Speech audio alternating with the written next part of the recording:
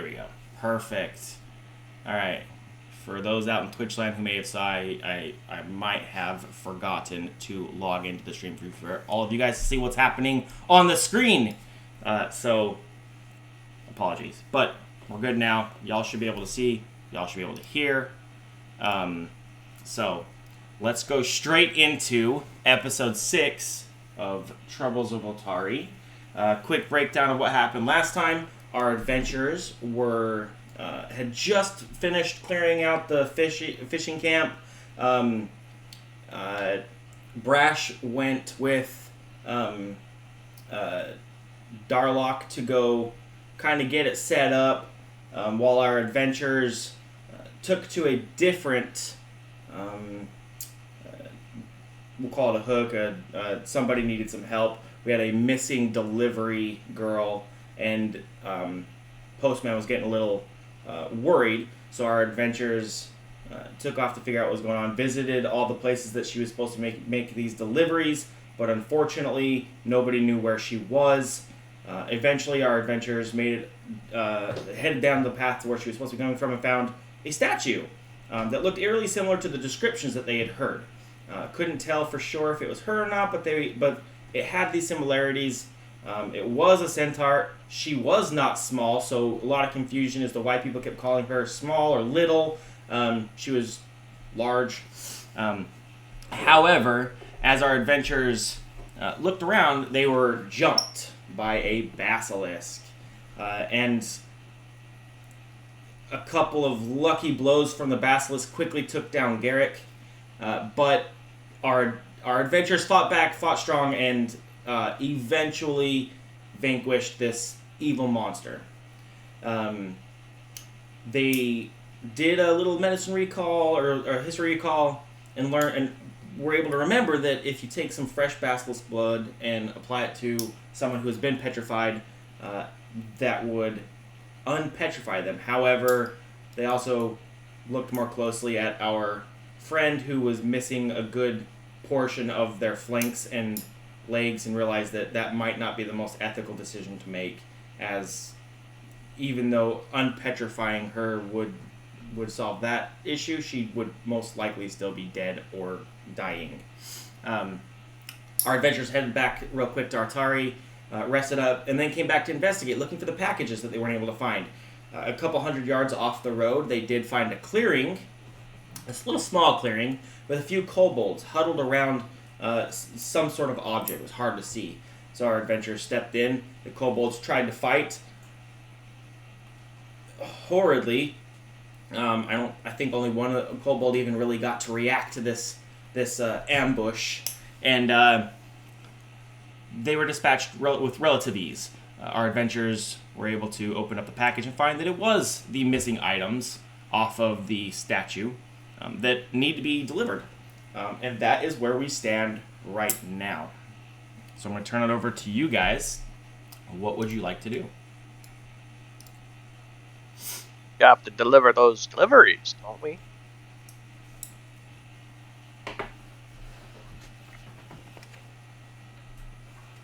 Oh! What deliveries you be talking about? I'm not even here. Oh my god. It's at this point Brash kind of comes walking down the road, and you guys are making your way back to the road, so now you are, 20, 30 feet off the path. Well, who do we want to go to first? Gang? We have the herbalist, we have the logger, and we have a third one. Apparently that basilisk messed with me more than I thought. The third one is... I'm just double checking my notes. The third one is... somewhere in my notes. So it was the Magaloy. lumber foreman. Yeah, the lumber foreman was the half ogre guy. You had Magaloy who liked to make concoctions and stuff, and then you had the herbalist. So you've got a Tengu,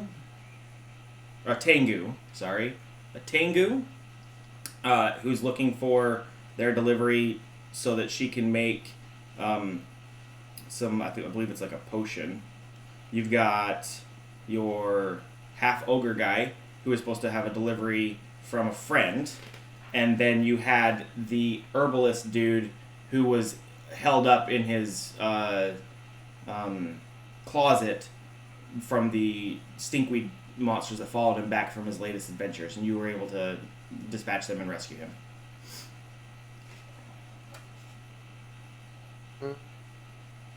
I say we go to the Go herbalist wherever's- first. Yeah, Or I, closest. yeah, whoever's closest was what I was going to say. Sure. You can be whichever one you feel is closest. That's the closest one. All of them kind of just state the outsides of the city, so we can head wherever you guys want to go first. They're literally all right next to each other. Like they're different edges of the city, but I don't know that it was ever clarified. It just says just outside of town. So you guys are also outside of town. So we'll say the herbalist is definitely the closest. Let's head that way. If you want to head back to the dude with the stinkweed, the herbalist guy. Yes. Sounds good to me. Okay. Get it out of the way fastest. Okay. So, as you guys are making your way back to, let me flip it.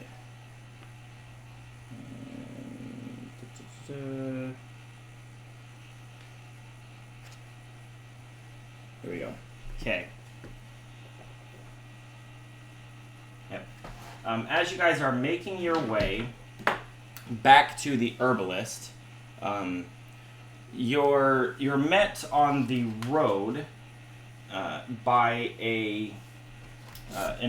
let's see, he is a kind of a farmer who kind of comes waddling over to you guys as you pass around, and he says, "Hey, I've been seeing you guys heading up and down Granary Road here a few times, and I was wondering if maybe you guys could do me a favor." What do you require? Well, see, many of the farms in this area have been damaged by some strange fires, and suddenly, it's something. It's suddenly setting off our fences and our outer buildings ablaze. So we were thinking there's some sort of maybe arson running around, running amok out here, and all the farmers look to Jala High Stepper, seeing as she's the head of the Farmers Guild, and she's good to get us through our troubles. And she was just talking to me about all of this. Well, she was going to talk to my neighbor Lavinia Shroon, because Lavinia's farm just burned down, and it ended up killing her dogs. But see, here's the thing. Jala was going to talk to Lavinia, and then come right back. Like, right back here, she said. She told me, right back. But going to the next door neighbor, just up the road here, not more than maybe a 15-minute walk, 20 at most, maybe. And I'm real worried she hasn't come back yet. Could you maybe go check on her? It'll be right on your way back towards town, if you don't mind. Would you guys do me this small kindness? I don't see why not. I mean, every person on Otari is another person to buy our fish. And she's just right along the road right here. You'll actually pass the Shroon farm on the way. It doesn't seem too out of our way.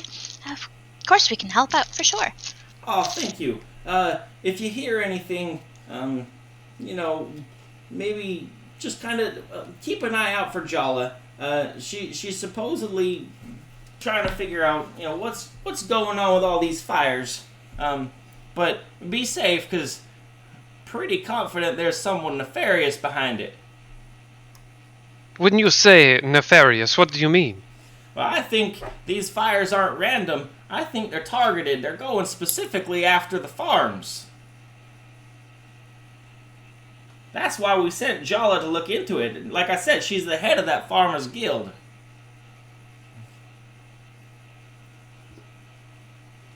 Any reason that these farms would be the targets of arson?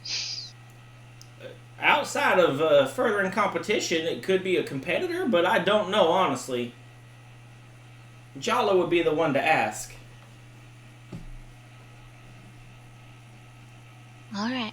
Sorry, I don't know. I've been watching a lot of Gravity Falls, and all of a sudden he became Fiddleford McGucket.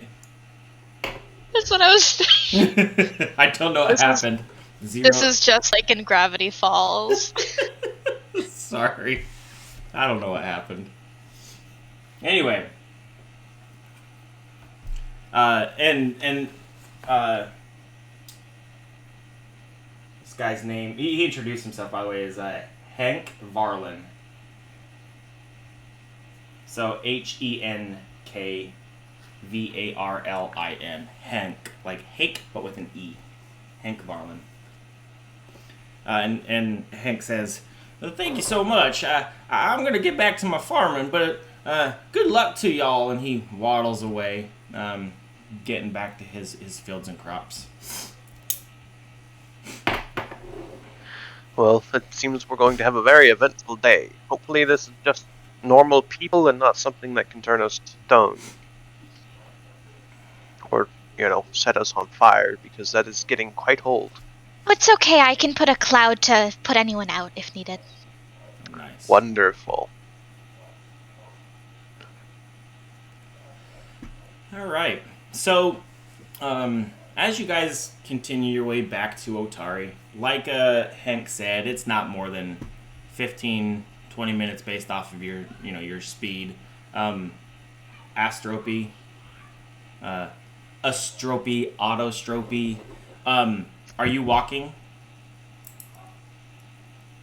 No, because I will severely slow down the I group. was gonna say it's probably closer to 20 to 25 if you're walking versus if you're maybe riding Bluster or something like that. So Yeah, I'll be on someone's shoulder. okay, all right, then yeah, 15 minutes.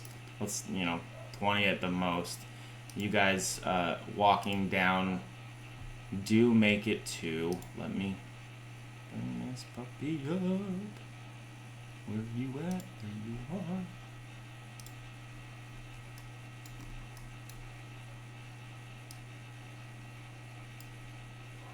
I'm gonna load y'all in here before I move you over. Now, nice try, Bluster. You only get to be on the page once. Probably should do this.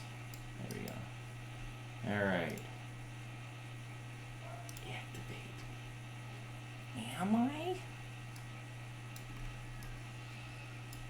Boom. Is everybody here? Does everybody see? Mm-hmm. It's all lit Yep. in? Yes. Cool. Alright, it does not take you very long. As we said, it is kind of just right along the way. But you guys all make it back, or make it to the Shroon Farm. So I'm going to read this to you here. A large barn, a farmhouse, and several outbuildings come into view. The simple wooden fence around the farm has been badly burned. In the field between the barn and a large shed lie the charred remains of 2 hogs and a horse. So for your perspective, that should be like somewhere right here, right? And that is what you see upon arrival here. The fencing that you're walking right along here, you can see has heavy scorch marks, and has that like it's been sitting in a fire for a while, to where it's like the wood is separated and you can see inside is still kind of glowing with an ember, and the smell of smoke and burnt hair and cooked meat kind of we'll say not envelops. You can smell it in wafts here and there. That's never a good sign.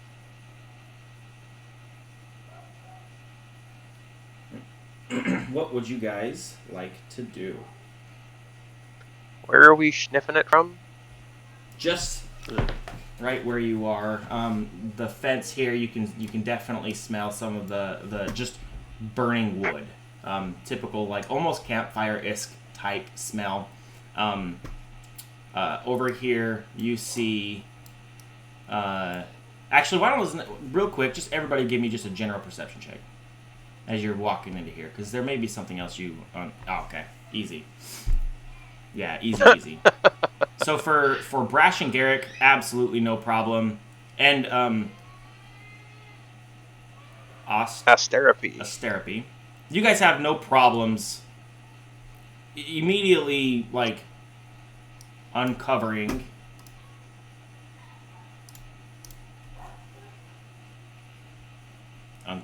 noticing, seeing, whatever, a few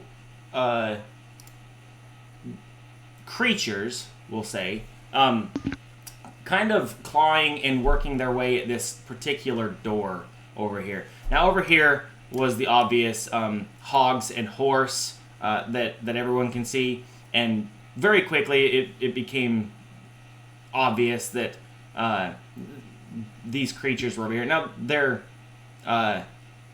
only standing about waist height, so the fence kind of provided maybe a little bit of cover from the initial vision as you walked up, but as you got to this close, it was pretty easily noticeable for everybody here that something's going on, and these particular monsters are focused, these creatures are focused on this door as they're clawing and pawing at it and biting, and every now and again you'll see like a waft of fire from the one in the middle, and it almost looks as if this particular wolf is on fire from the inside. Cool. But as of right now, to clarify, set the mood here, set the scene here, you have not been noticed. Shall we attempt to ambush the strange dogs? We could try to talk to them. I don't know if they'll respond. Well, but we that could one always looks try. a little angry. Say it's on fire.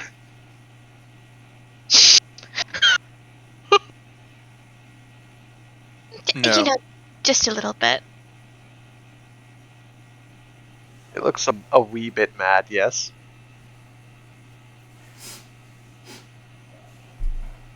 Do you But- think that maybe some rain might help put that fire out? I feel like it's not going to do anything. That's always worth a try. Don't think it'll really do much, but I could try to frost it. Oh, that's That- good. Yeah. You wanted The to frost might hurt it, though. Would we like to try to talk, or are we cutting right to the violence? I'm for whatever the group decides. I'm not I'm- exactly. Always for some violence.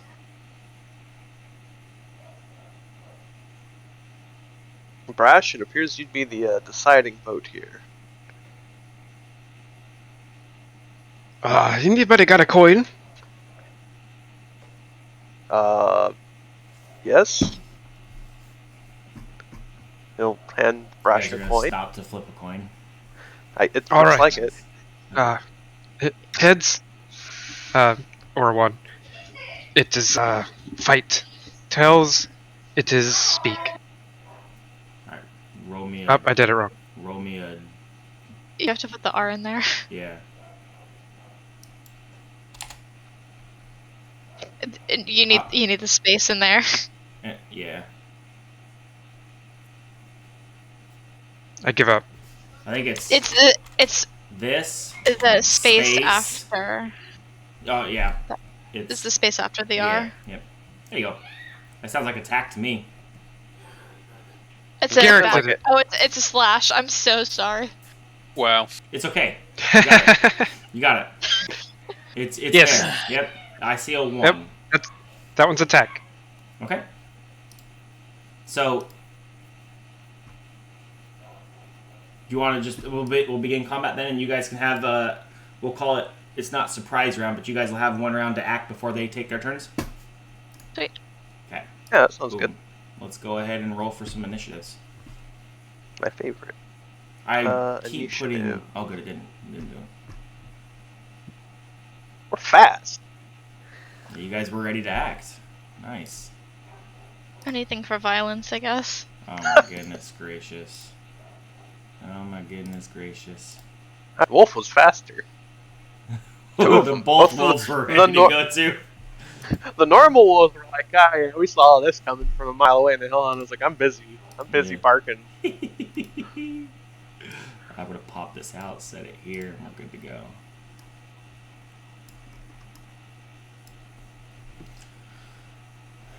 All right. Everybody's rolled. Everybody's good. Let's begin the encounter.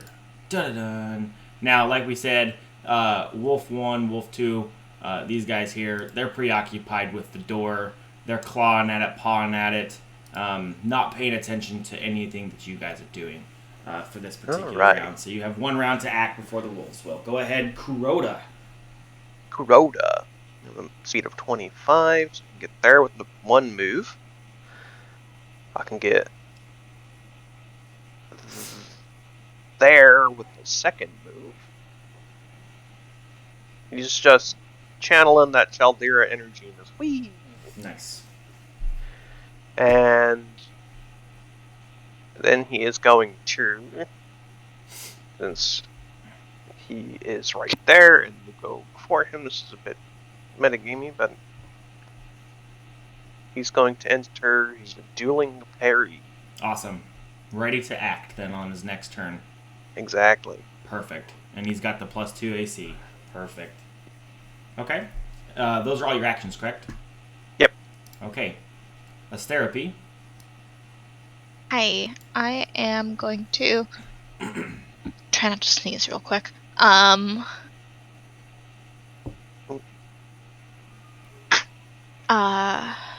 Yeah, I'm going to move a little bit to not be quite as close to anyone else, because anything with fire I fear.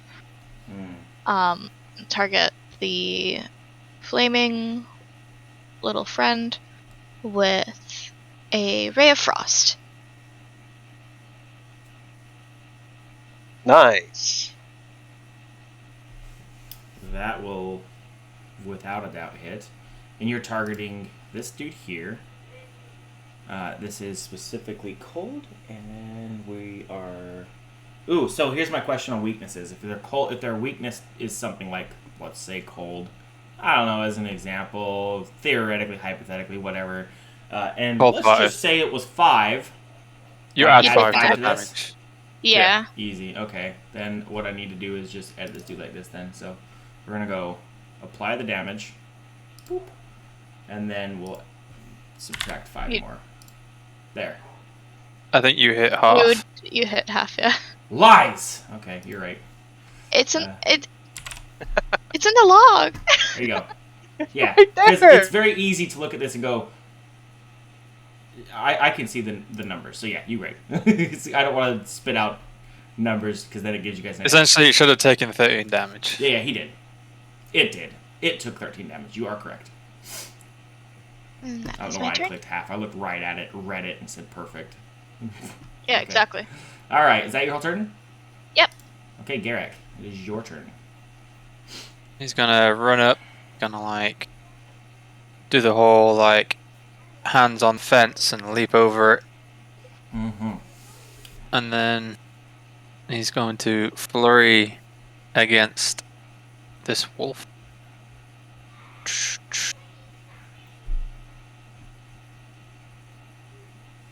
Nice. Wolf will be slapped for 11. And look, I clicked all the damage. You will be slapped 1 more time. For 9 more. Ouch, cried the wolf. And then as my last action, I'm gonna give Blister a couple of turns, and he's just gonna run on up. And that's my turn. Okay. Oop, ah. Brash. Oh, I clicked next, right?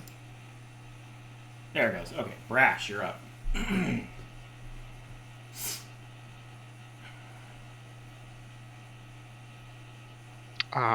I will move.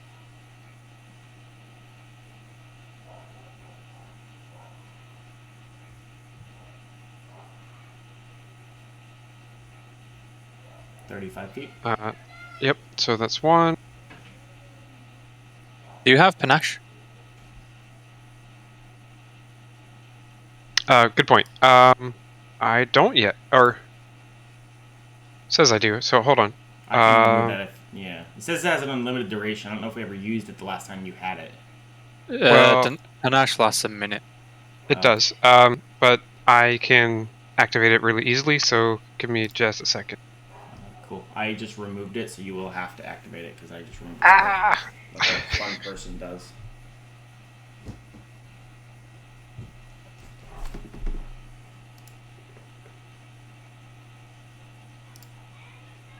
It's panache. Already messed up. I would have to declare to go last if I were going to use panache. Or get it right away. Hold on. Well, okay. Sorry, I forgot a little bit about how my character works. Can I just reset my turn and choose to go last? I'll allow it. That's fine. It's been like a Okay. month since you've been able to play, so. Yeah, sure. Okay. Let's Undo. change your AC or your initiative real quick. And we're going to put you at, we'll just do it 11. That puts you at the end. Thank you. Okay, cool. You've declared. Hellhound is distracted because for one round they don't go. Okay, Brash, it's your turn.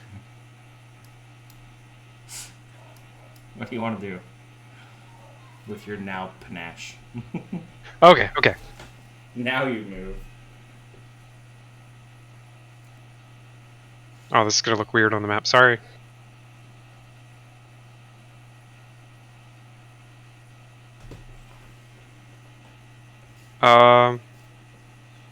Okay, so I know it will take 2 turns to get up here. Or 2 actions. Is that alright? Because my movement indicator's messed up from where I forgot. That's 140 feet there. Yeah, go ahead. Yeah, I know, I but know. that's the Yeah. entirety. Go ahead. Okay. I will...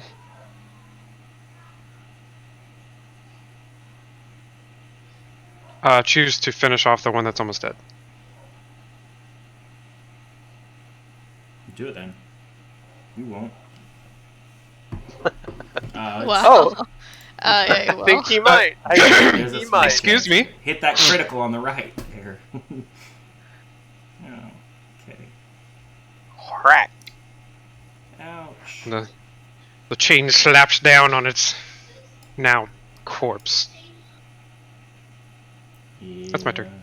Did not survive. Make sure we get therapy in there. Cool. That is all of Brash's turn. The wolf lets out one a wolf small now. little yelpy howl, but it is quickly dispatched before it can even finish. Startled, this wolf turns and sees a small smackerel of meat in front of him, and he's going to try to knock you down. So, oh no, it's going to attack you because it has to be the monster's last action. Okay, I'm just reading this now. Better.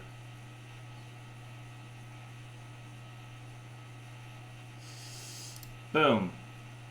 It misses. It will do it again. Boom. It misses. Oh, wait a minute.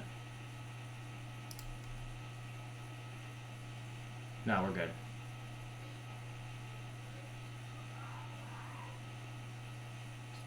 Yeah, okay.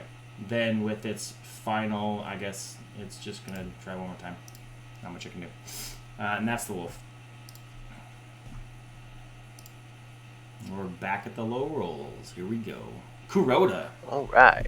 Kuroda's gonna start beating on the Hellhound before it can cause us problems. Do it. Cause that looks like a problem. So we're gonna start with a good old snagging strike.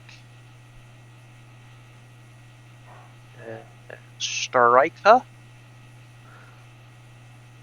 So now hit some damage. It will be considered flat-footed until the start of my next turn. This is the Hellhound Yes. damage. And it is flat. Let me zoom out. Doesn't like that. There we go. Flat-footed. And then I'm gonna try and hit it again. That does hit because of the flat foot. Nice. So your first attack is a nice little slap, causes it to reel just a little bit, enough that it makes your second attack successful, and it takes more damage. And then, because I have no originality, we're gonna use the third action to enter dueling parry. I like it. And that will be all for Kuroda. Okay, Austerity. Hi. Upon seeing how good that Ray of Frost did with definitely putting out the fire, definitely no violence, just putting out fires.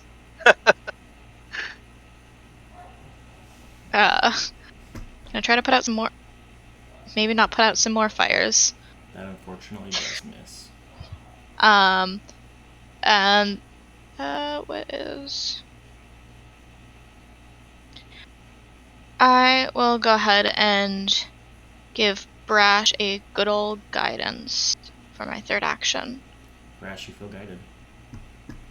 I'm trying to. Where is my guidance? Yes, where is my guidance? I'm just trying to find. There it is. That's your guidance. Enjoy it. You feel guided. That's my turn. Super guided. Okay. Then we are on to Garak. Your turn. Can step up. Flurry. As per usual. It's slapped. Oh. It applied to you. I'd- I'm sorry. I'd gonna rather put you back. didn't. And put it on the right one. There we go. You walked up and... I'm sorry, that was... It does miss this time. I'm gonna command Buster. Gonna move. Okay. Hits. The wolf. Take some damage. And that's my turn. Okay. The Hellhound's turn.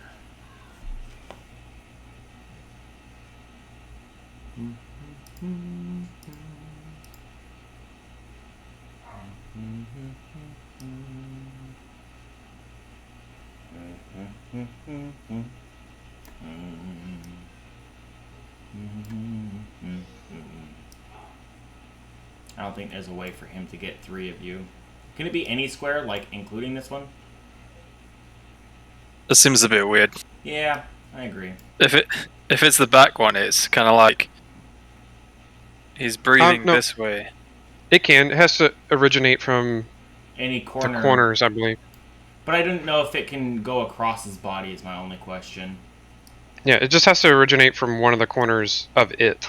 No, you bugger. Not there. Because I feel like if it can... That doesn't feel right though. Yeah, if it Like did how this, do you if it maybe had like a really long neck, I could see it like turning around behind itself, but Remember, it's a 5-foot square, and that creature's not 5 foot big. So, like, if we were actually there, like, it could just, retreat back to that corner it's and fine. do the fire breath. It's going to do it from right here. And go this. It's still weird that it can do it left from this corner, too. It doesn't matter. It's going to do it like this. So we'll just target these 2 individuals here with... Open sesame, please. Come on. Hold on, I think... Oh, that's why. Okay. I'm like, something's not working here. It's because I need to select this. There we go. Okay.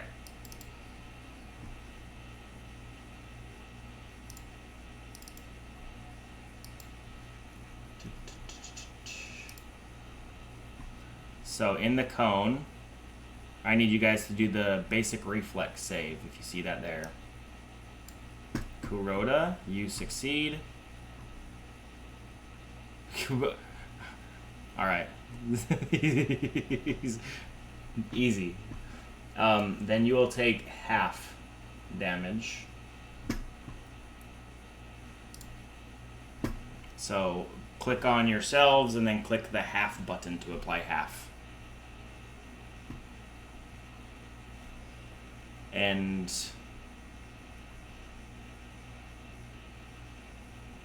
that'll do it. So that is one of its actions.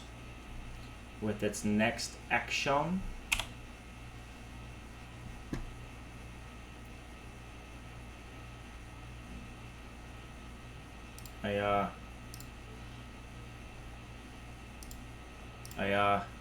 oh, wait, what?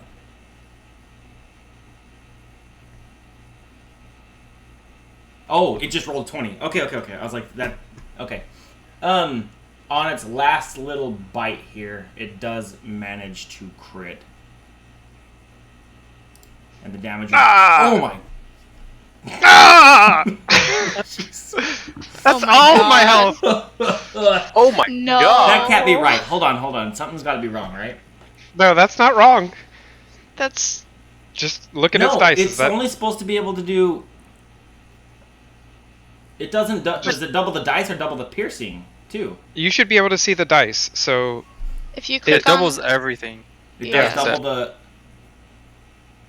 Oh my god. Oh my yeah, gosh. that's probably right. Just apply it. Oh, here we go. You ready? It woke up and chose violence. Oh my god. You're dying too. Just another day in this game, huh? Gosh. All right. So yeah, the last one. As you're patting down the flames from the fire breath, the first one goes wide and you duck under. And as you pick your head back up, the maw closes around your head. It doesn't kill you, but it does all the other things there. Why is it so dark? And Brash, I need a death saving throw. Oh, it's already a recovery check. Oh, wait, Yeah. no, because once you go down, you move in initiative right before the creature who downed you, so it should not be. Oh, you do that? Yeah. Yep. For Pathfinder. That way you don't end up in this There. situation. You're fine. Oh, for now. You're Teehee. fine. You're fine. Nothing bad's gonna happen. I need to remove this dude from the initiative. Because he's out. It is this wolf's turn. So this wolf is going to move to here for a better advantageous position on this guy. Kuroda, what route is it taking? It's going to walk literally like over top of the unconscious Brash. It's not smart enough to avoid, I don't think, all Okay. that stuff. So Kuroda gets an attack of opportunity. Woo. do it. It can Because be he any is a attack, fighter. action? It has to be just a A regular standard attack. strike, Yeah. and it's not with map.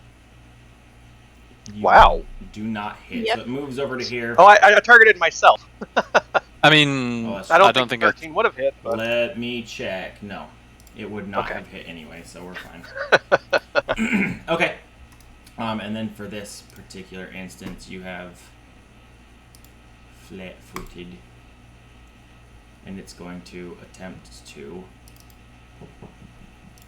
come on bite you. Does hit, and I need you. Oh, no. There's no save on it. You're just knocked prone because it has the knockdown feat. So as it bites into you, it's going to use its final action. It's one last remaining action to knock you prone. my ankles. Boom. So now you're prone. That's all of its turns, though. It only gets one attack because it's using its final action to knock you prone.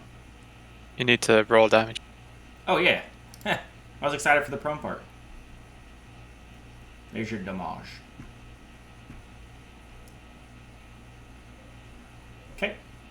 appreciated. And now it's I your love turn to Damage. retaliate. I guess he'll stand up. That's one action. Yep. Oh wait, I think I clicked. No, I clicked the right thing. Now I'm just normal flat-footed. Mm-hmm. He's gonna target the Hellhound because it's a little scarier than a normal dog, Mm-hmm. the wild dog. Yeah, ooh, that ain't good. Does not hit. Also, it's no longer flat-footed. Ah, okay. I'll remove that real quick.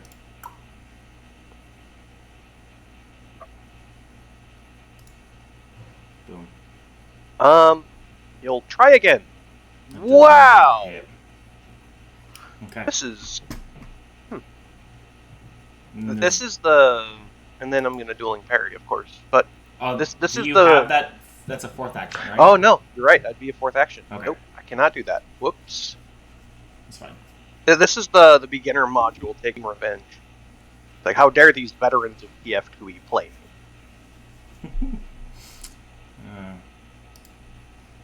Asterapine. Hi. I'm going to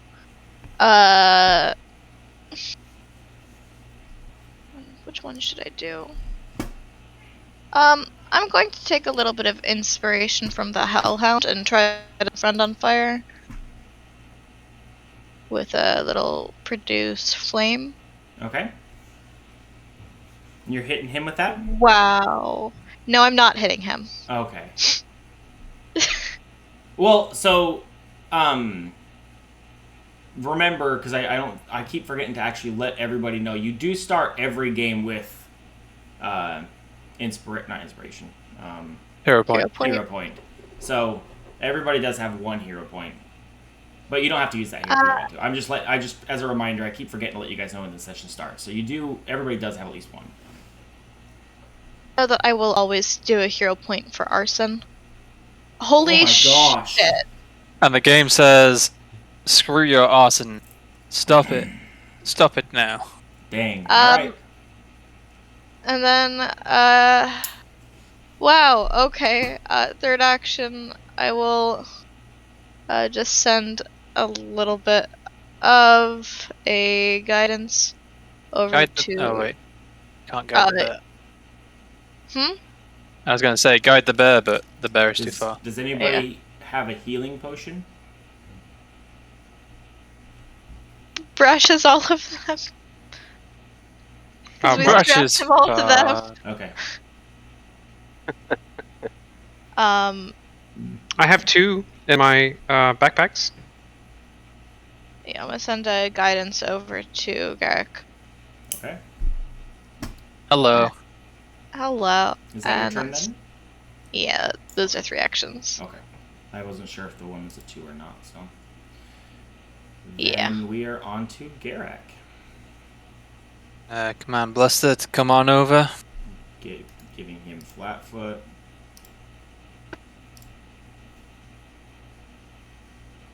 Pow! Oh. What? Now I'm gonna flurry. Oh my gosh. Oh my gosh. Bluster still has 1 turn, right? No, you use Blusters. I'm gonna hero point this one. Oh my gosh.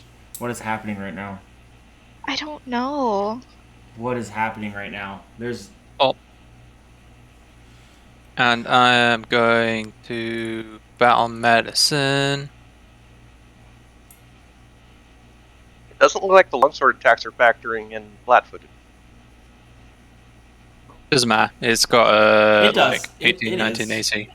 It is, because I can see okay. AC 19 and then it Mhm. has a strike through it and lowers it to 17. Oh, okay, So I gotcha. can see that it's doing it. Gotcha. Yeah. My gosh. Okay, so And- battle medicine. You're gonna do that on. Oh, Did you use the Rash. guidance yet? Oh yeah, the guidance. the guidance is on the first one. Gotcha. Oh wait, I might have actually hit with the first one. Let me see real quick. The first one was not Bluster's first one. It was your first one, right? Yeah. Ah, So it your would have been a first one was 17. 9. No, my first one was a 16. I then hero pointed the 16 into another 16. shown as in Oh, mine? I'm seeing damage. Yeah.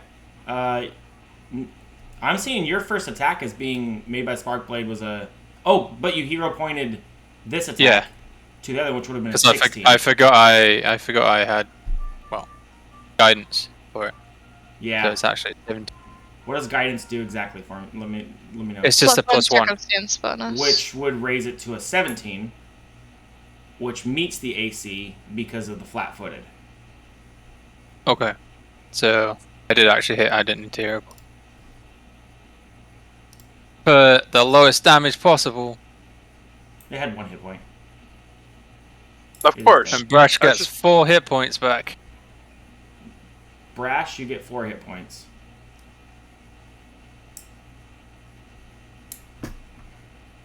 I'm glad that worked out, because that was redunculous. Okay, is that everything then? Yep. Alright, That's all mine. Brash, it is your turn. You have 4 hit points. I'm no longer I think dying. Yeah. You have to remove the other conditions on me. I can't do it. Okay, I'll do it real quick. Let's see. You are not dying 2. What? You are... What's the other Wounded. one? Yeah, Um, wounded. Let me give you the wounded trait real fast. Have to zoom out. No, where is wounded? I got it. I really feel like these should be... And I There it will is. stand up. I was like, I know it's here. Okay, so you've only done one thing so far, one action. Right, stand up. And then I will go into my inventory and use this healing potion. Do it. Nice. Heal myself for 4. Nice. Feeling better? I don't know about that.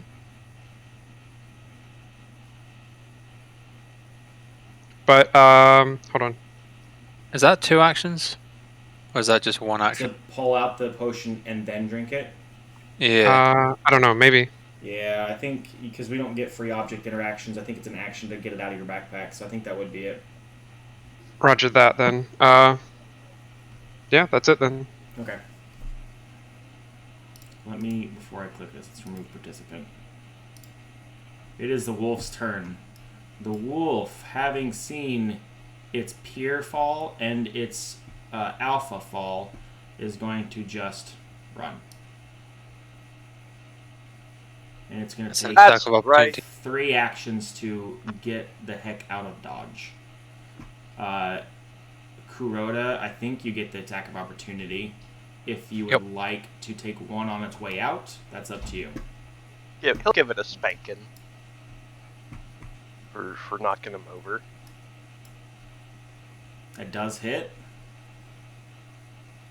A light spanking, make him remember that that's a bad thing and you shouldn't do that. And it runs away. So unless you want to chase, that will end the encounter. No, Okay. I don't want End to. encounter. And we will remove wolf. So, you have successfully dispatched 1 wolf and a burning, weird, ember-type wolf hound looking thing. And it gets quiet after you've finished taking care of this issue. And you hear from inside the building a small hello? Hello. Are the There was- wolves gone? Yes, Hank sent us to find you, I think. And the door of the barn here slides open, and out walk Jala and Lavinia. Lavinia Shroon is the one who owns the farm. Jala Highstepper is the Farmers Guild leader. So just for essay, and they come out of the barn, and Jaw says, "Oh my goodness, I'm so glad you guys showed up when you did. I came to check on Lavinia and make sure everything was okay, because Hank had told me that there were some fires, and when I came out here, there was this," and she looks down and gestures to the like ember-looking wolf creature. Says there was this weird dog that was like on fire, and it was burning down some of the fence posts, and even tried to catch the barn. And Lavinia and I, we just hightailed it straight in here and slammed that door closed, and they chased right after.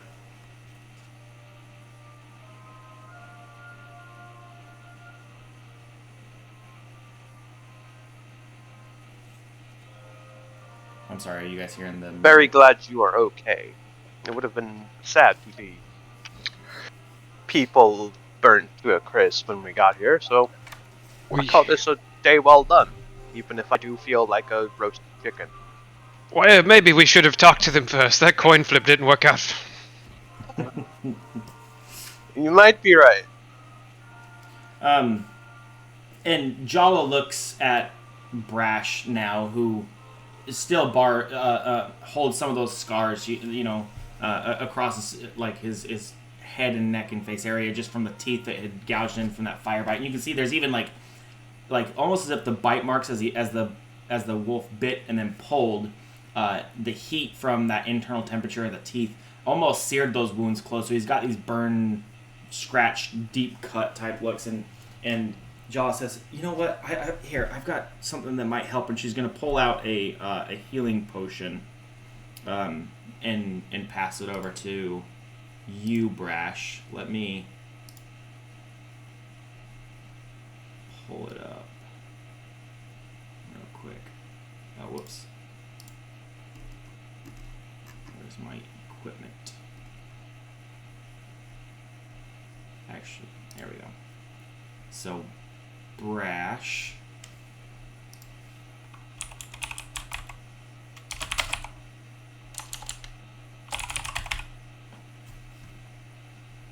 I'm going to drop it in your inventory directly, Brash. Healing Potion 2. So is that the lesser we decided? I believe so, Because yes. it was minor than lesser? Minor, Correct. lesser, and then normal. So I'm going to assume Healing Potion 2 is lesser, and you're going to get the lesser. So, boom. She's going to hand that over to you. As a reward for saving her and Lavinia. And Lavinia says, "Thank you so much," and looks over to the scorched animals from her farm, and visibly upset and tears welling a little bit, but she puts on a brave face. She says, "This day could have turned out a lot worse if it wasn't for you. If you need a place to stay, you can rest here for a while. Let me make you something to eat before you go. It's the least I can do."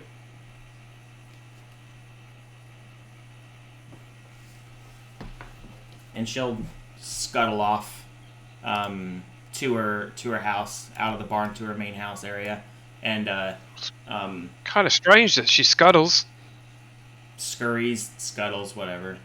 But hurry. Yeah, she hurries over to her house, but she comes back just a short minute later with just some biscuits that were made from the previous evening, and a couple of different glasses of milk and stuff like that, and brings it out to you guys to eat if you so choose, and do what you will with that. And Jala says says to you guys, "This is the second farm that's been affected by these fires. I wish I could figure out what was going on."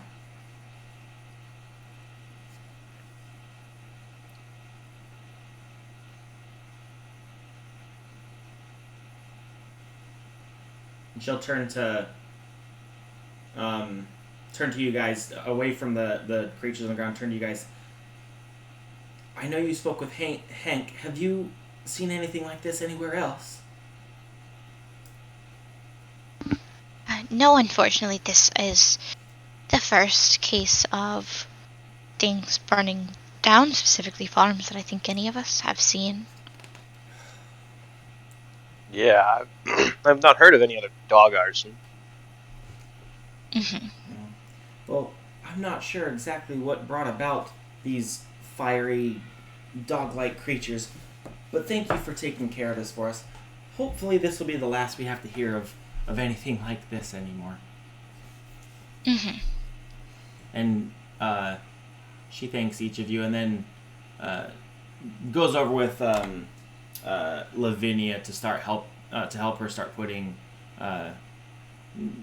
tending to some of the damage from the creature, moving some of the fence posts. You see some wood over here, so they're gathering up some of them, some supplies, some hammers, some tacks and nails, stuff like that, working to put the animals that have been charred and burned, and see if there's anything they can take from the animals, things like that, before burying them. And they start going about their business on trying to put things away. What would you guys like to do?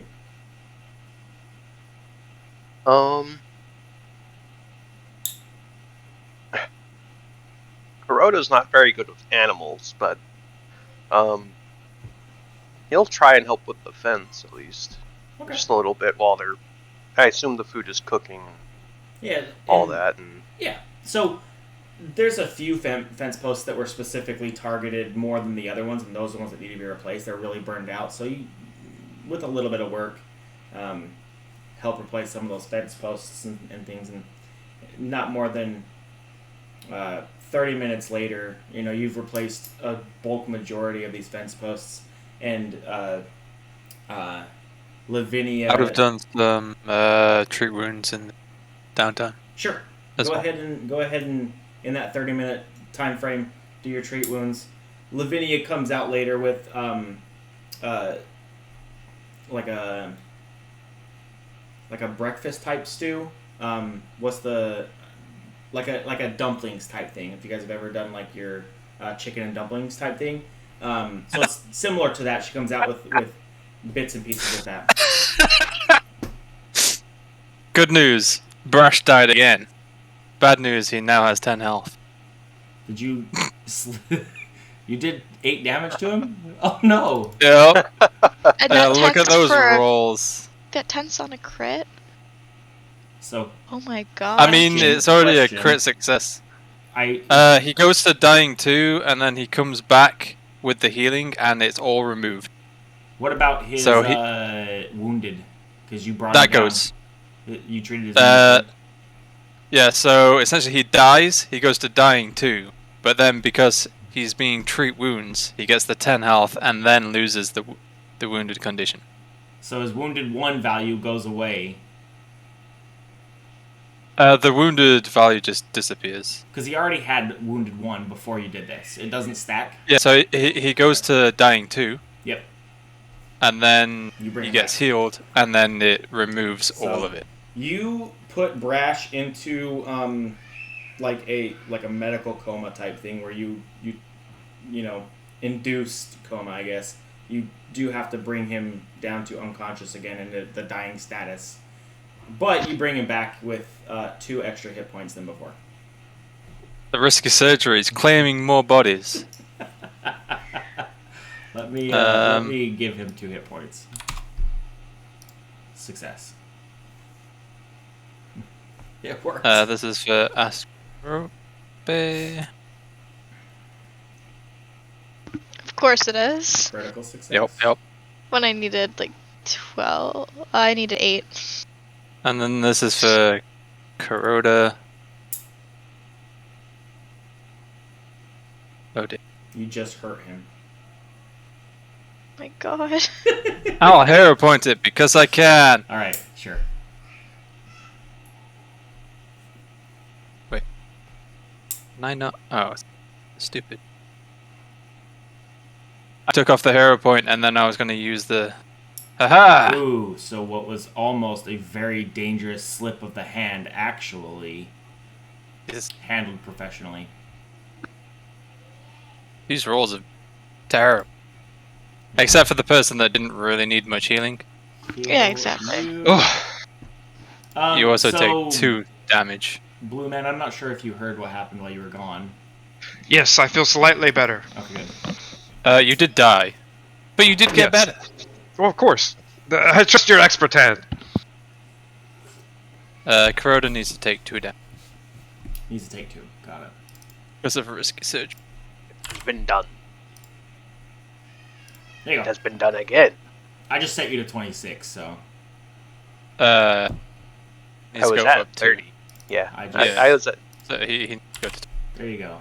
28. I didn't know if Thank you were you. here or not for where this. Okay, sorry, my bad. I've just been stuffing my face, so I was muted for a lot of that. Oh, no worries.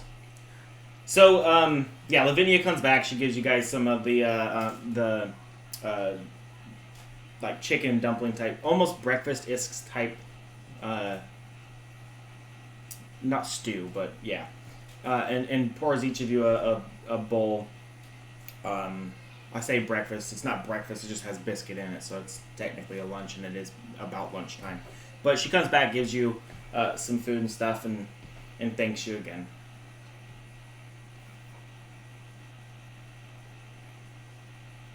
It's delightful. Thank you very much.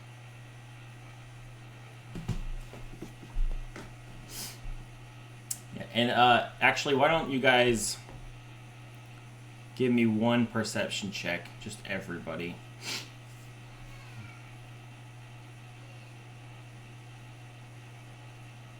I don't like this. I don't see any issue with this. Same. Yeah, Asterope is the only one who notices that some of the meat chunks in the food that you're eating has similar scorch marks to Brash's face, and you get the idea that maybe some of that pork from earlier, or maybe even some of the horse from earlier, may have been added to this particular meal to help salvage some of that loss. It's nothing Cute. bad, just, gotta utilize it, no waste. You gotta get what you gotta give. Yeah. You know? Yeah. From this point in time onwards, Asterope is going to be a vegetarian. That's Fair. As a druid, you'd understand, like, you might as well. I guess a ranger's probably understand it more. But, it would only just go to waste. Yeah. Send it back to nature. Not send it to your stomach. Yeah. Personal views. Asterope is now a vegetarian. And you were the only one who really distinctly noticed the rest of it. I would argue that both Bluster and even Kuroda kind of have... Bluster doesn't really care. Yeah. It's like, But Kuroda, you suspect, but that's about it. Asterope, you're confident. That's the difference. The rest of you guys just don't even notice. It's just meat. Maybe a little bit more chewier than some of the other types of meat you've eaten in the past, but nothing too estranged. But what would you guys like to do now? Well, I guess we have to get on to our deliveries, yes? Yes. Okay. So you guys were headed to the Stinkweed to deliver. Let me flip to the page. Where are you at? Here it is. To deliver the delivery. So you guys do make it to the Stinkweed. You find the herbalist, whose name currently escapes me. Let me go back a page to find it. Abanya Niana. And you do find Abanya inside of their house, kind of working on some new recipes and stuff.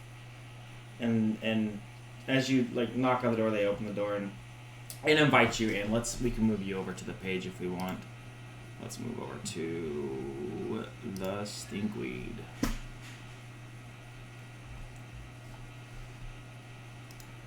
Activate. Some of you have been here before. Some of you have not. Let me make sure Brash is on the page, because he is not. There you go, Brash. Can everybody see?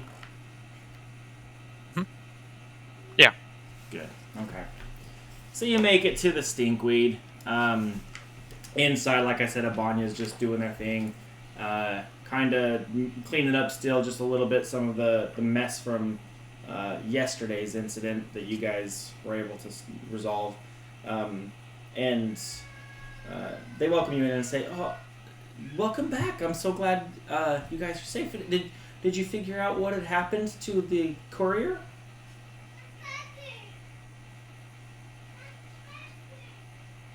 Unfortunately, yes. Unfortunately. Yes, there was a basilisk roaming the roads that way. And some kobolds as well. And But they took care of it. Well, I presume then that our friend didn't make it. Unfortunately, no. I'm sorry to hear that. But it sounds like you guys took care of the issue.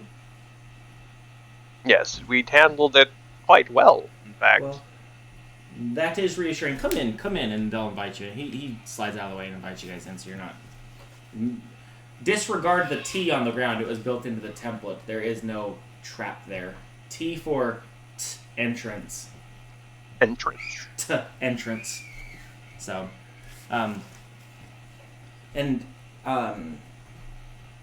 he's remorseful. He's sad, but he asks, and what of my delivery? Was that lost in during the journey? We have your delivery right here. It's true, that was the voice you used when you were speaking to this guy.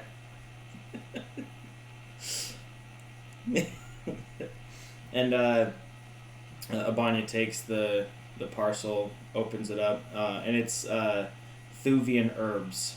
For anybody who's familiar with that, if not, it just looks like some sort of spice type herb thing, and you're some leaves, and you're unfamiliar with it. But he smiles and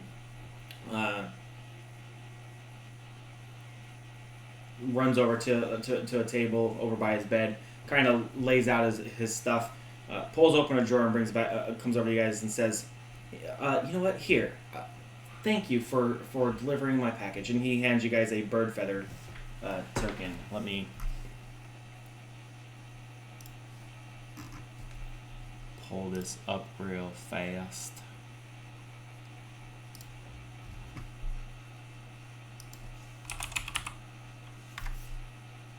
And I'm going to put it into the loot sheet so you all can see it. So if you open up the loot sheet, you'll see bird feather token in there.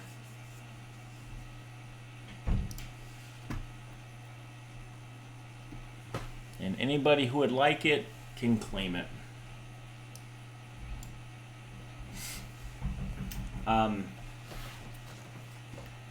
And then Abanya thanks you one more time and sends you all on your way. So, what would you all like to do next? So the next thing on the list. You do have 2 more deliveries. One at the one to I believe it's Magaloy, and then one to, let me find the guy's name real quick. Where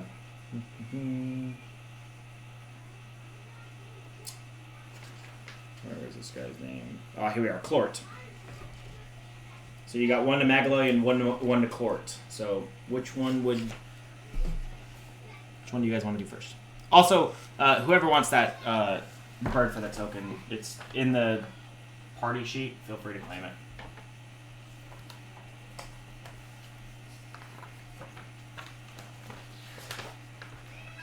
The feather token? Yeah, it's a feather token. Each feather token appears to be a simple feather from some exotic bird. I don't mind taking it. Okay. But I think the one more friendly with animals should maybe do it. Yeah, I'm reading it right now. Oh yeah, no, I'm stealing this for the loot sheet. all yours, Asterby.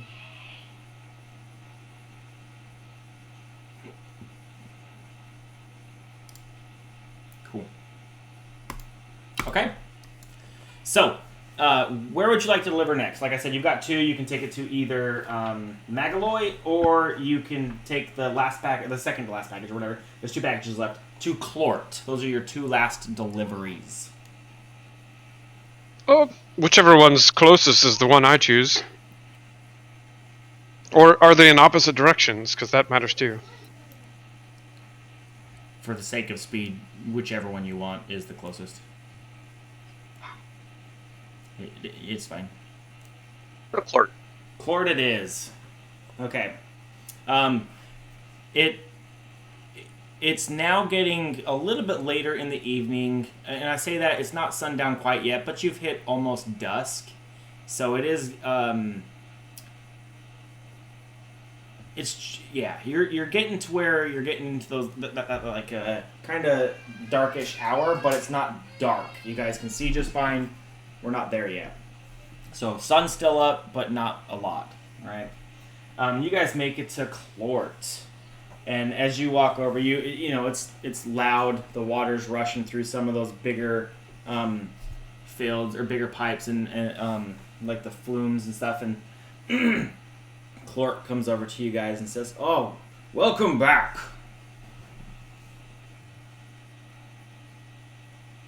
Hello, Clort. We have your delivery. Oh, you were able to find the packages. That's good. What happened to our friend?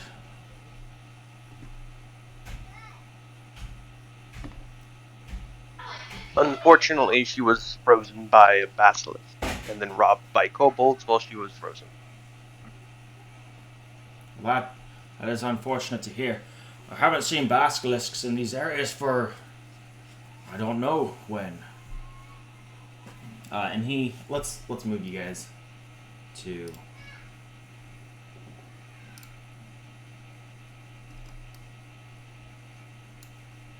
here.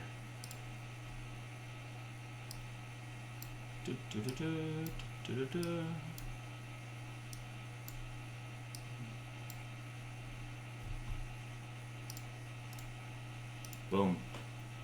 New map. Yep. And he says, well, that is unfortunate. And he takes the package from you guys, opens it up, looks down at the package, kind of chuckles a little bit, and then he hands hands the group collectively 5 gold pieces for the delivery. And then he looks up again and kind of glances across to each of you, kind of taking you all in, in your entirety, and says, I feel like I can trust you guys. So I've noticed some scorchings along the flume, and I suspect that maybe there's some foul play, maybe arson. I would like to hire you. You seem to have your act together. To kind of stake out the flume and find out what's going on. In fact, I'd like to offer your group a rare prize. I'm willing to part with one of my magic hatchets I used during my days in the Irorium. It's hard for me to say with that. Irorium. That's Irorium. If you uncover the source of the sabotage and put a stop to it, that hatchet's yours. What do you say? Do you want to work for me? Do you have any more details? Outside of the fact that there's scorch marks and I'm pretty confident that it's sabotage, I really don't.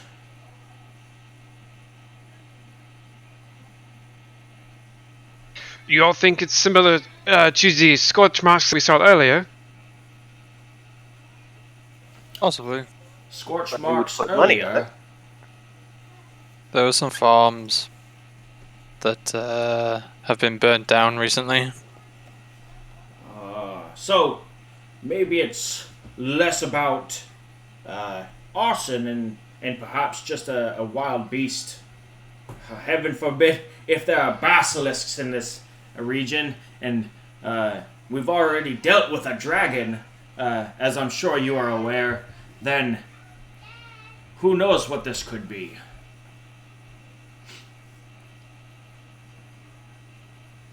You know, Well, it maybe looked like a dog. Otari's not as safe as we thought it was. We can have a look into it. We'll finish the deliveries first, and then look into staking it out.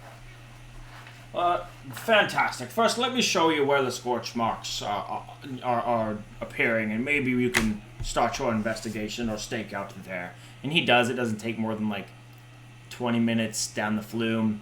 It's not even that. It's like 5 minutes down the flume. Shows you where some of the scorch marks are on some of those striations you notice.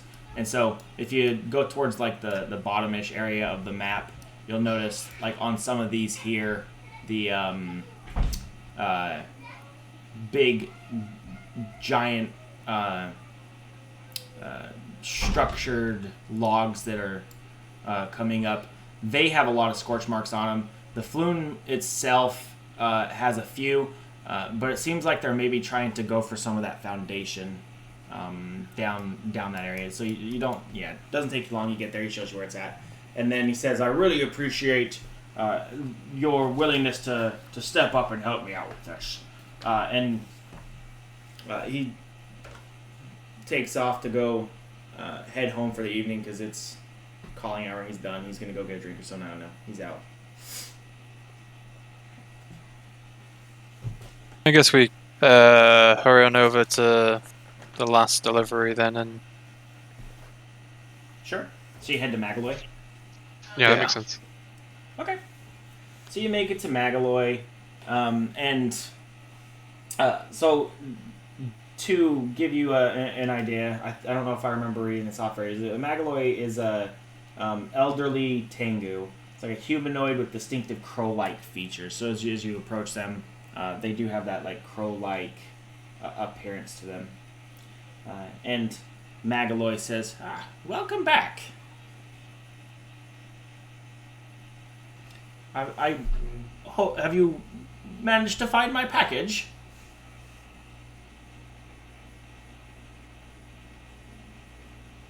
yes, we did.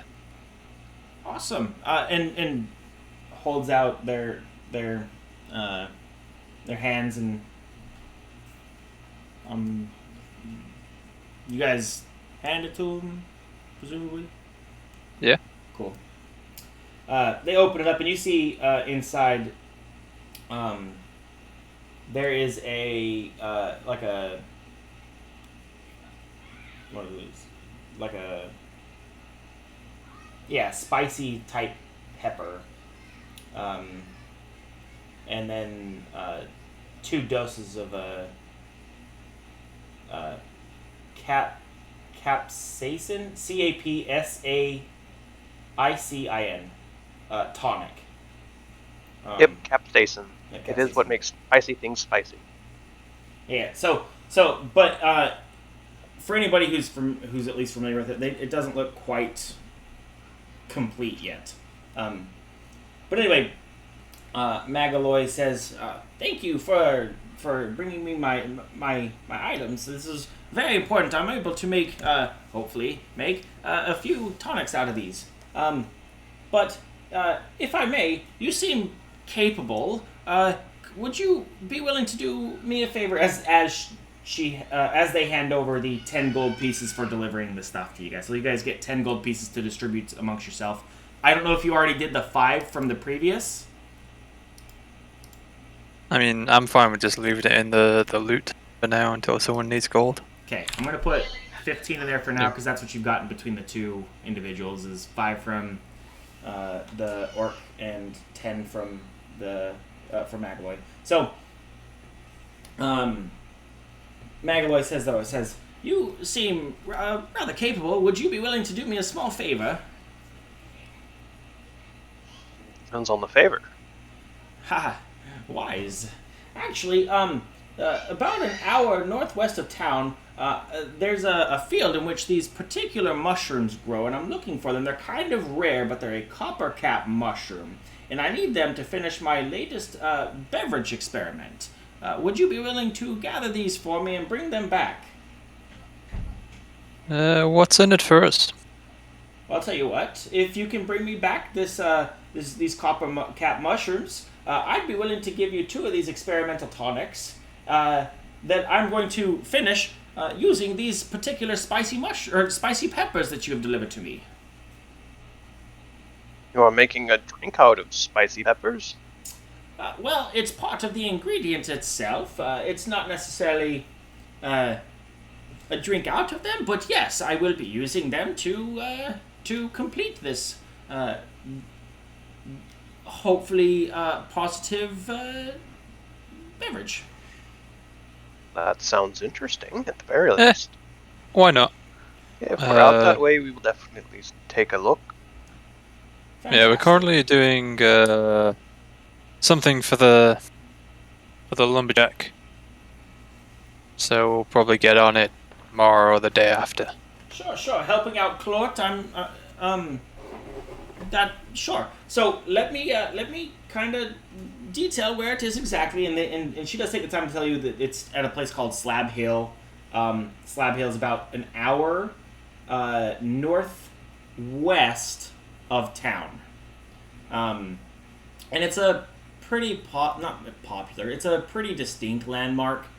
This particular place has a lot of large stone slabs that kind of rest along a hillside, but nobody really knows exactly what they are or what they do. They've just kind of been there for a while, and it's weird. They're like big cut stone slabs, and they're huge. But everybody's seen them, everybody, but a lot of the town have seen them. If they haven't, they know what they are because it's a pretty popular landmark.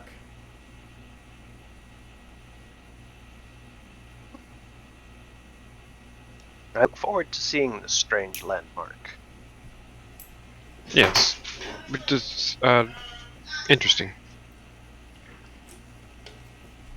Okay. So you've agreed to work on that one, but first you want to take care of Clort's issue. So, do you guys want to head back to the flume? Yeah. Yeah. Cool. So you do. You guys, as a group, you make it back to the flume. There's no issues along your routes or anything like that, because you're kind of going either along the edge of town or just kind of passing into a little bit and back out, so it's not bad. You make How much time has this taken? Have we had any opportunity to make any rests, or is this just kind of quick? So as you've gotten back, you're moving between these deliveries isn't more than about a half hour between each one. So if you needed to do any sort of healing, you could do that within those half hours. But at this point, like right now where you're at, it went from sun's going down to as you get here, it's now sun's down and it's past the twilight-ish area and starting to actually be dark. Depending on how long we're staking this place out, I'll be doing medicine checks every hour Okay. to patch people up. At this point, just as walking and for time's sake, you would have been able to do at least one, and you're probably not far off from being able to do another one if you wanted to do some medicine checks. Okay. So, if you want to run those real fast, you can. This will be on Brash.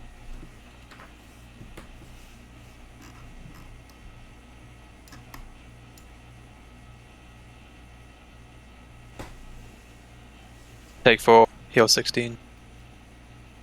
Okay, Brash, I'm going to do this for you here. Brash, you This heal for one's 16, Kuroda. and then make sure you take the 4 damage as well, because he does risky surgery, so take your 4 damage too. Kuroda takes 2 and heals 25. And if I've got time for another one, I'll do a final one on Brash. It doesn't take you an hour to perform them, there's just an hour between them, right? Yeah, it takes 10 minutes to perform, but then at the moment, I'm locked out for an hour. then during some of the walking between your deliveries, you would have had time to do some of these, so no worries. You can do them for everybody once right now, and then one more time before you do your stakeout.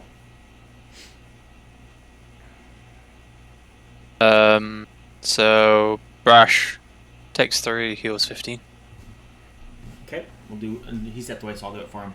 So he'll take.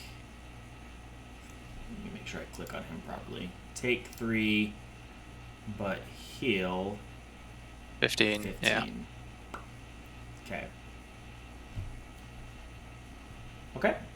And everybody's looking pretty good at this point. But it is dark at this point. So as far as investigation and stuff goes, if you're trying to scope out the area, unless you're unaffected by dark, so for those who have dark vision or night vision, light, whatever it is, unless I'm wrong, you should have like a circumstance penalty for doing the stuff at night, looking for things. Am I wrong with that? That makes sense. I don't know what the circumstance I was just penalty going to do is, but -2 to rolls for like That's a fair. -2 penalty for trying to investigate in the dark. I think that's about right. Okay. I only Yeah, they have don't low tend light. to. Yeah, they don't tend to do big bonuses. Yeah. So, if you guys would like to do some investigating or simple perception checks, that's up to you. Let me know what you want to do. But we'll do, for anything that's visual related, we're going to do just a -2 penalty to it for it being dark out now. If I cast dancing lights, could that potentially help at all? A lot. Yeah, if you put dancing lights out, by all means, I would equate it to. How long do they last? They're sustained up to a minute. It essentially means that you'll have to keep them up every minute. I'm pretty sure it's sustained up to. It says sustained and then also unlimited. So I'm gonna check now those. You post it in the chat so I can read it too. Yeah. Here, I'll pop the spell description into Foundry. Perfect. But also looking on Nathos just because I know that that's. It Okay. actually just says sustained. Yeah, So- duration sustained, so I guess. Yeah. Well, I guess it's just unlimited time so long as you're concentrating on it. Yeah, put it up. And I'll allow that to be the negating factor to the penalty, so don't worry about penalties as far as your anything based off of sight as you're looking around for and investigating the area for anything that might stand out to you.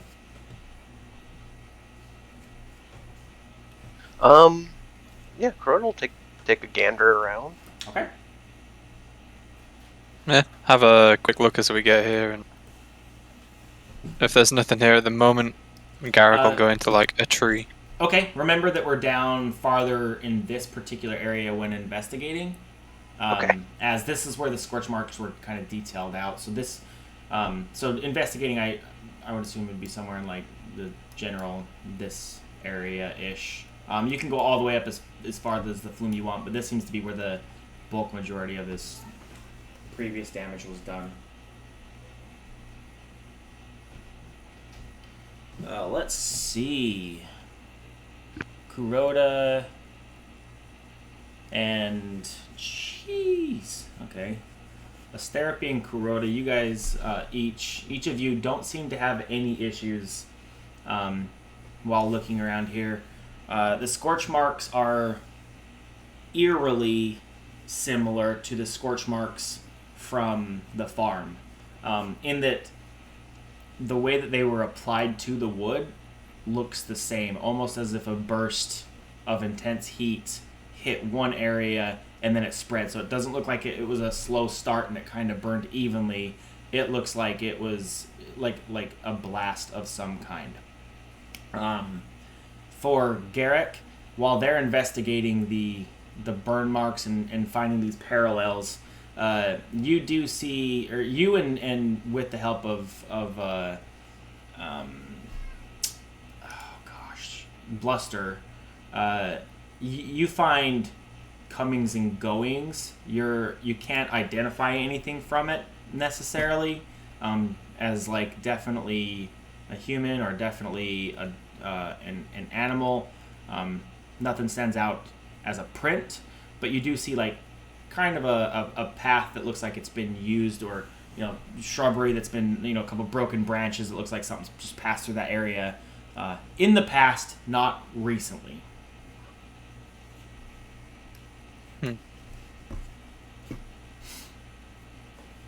Shall we follow that? See what we can find? They're not fresh tracks. But there are coming and going, so it keeps coming back here. Or kept coming back here. All Maybe it it's means some- is that they came once and then left. For all we know, we might have already dealt with it. There might have only been one of those fire dog things. Seems to have gone around quite a lot. That's just true.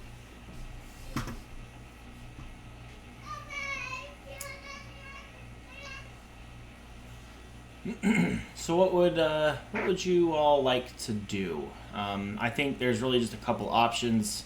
You can do a stakeout, in hopes that maybe something will appear tonight, or tomorrow night, or you know what I mean. Or, like Kuroda was saying, you can try to find something based off this trail. It isn't fresh, so you're not sure whether or not it's whether it's really applicable to what's going on here.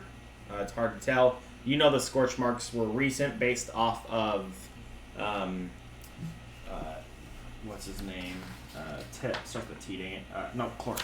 Based off of what Clort had told you, it was a recent thing he noticed from like the previous night. So it was something that had just happened recently. So it's really up to you guys on what you want to do as a party.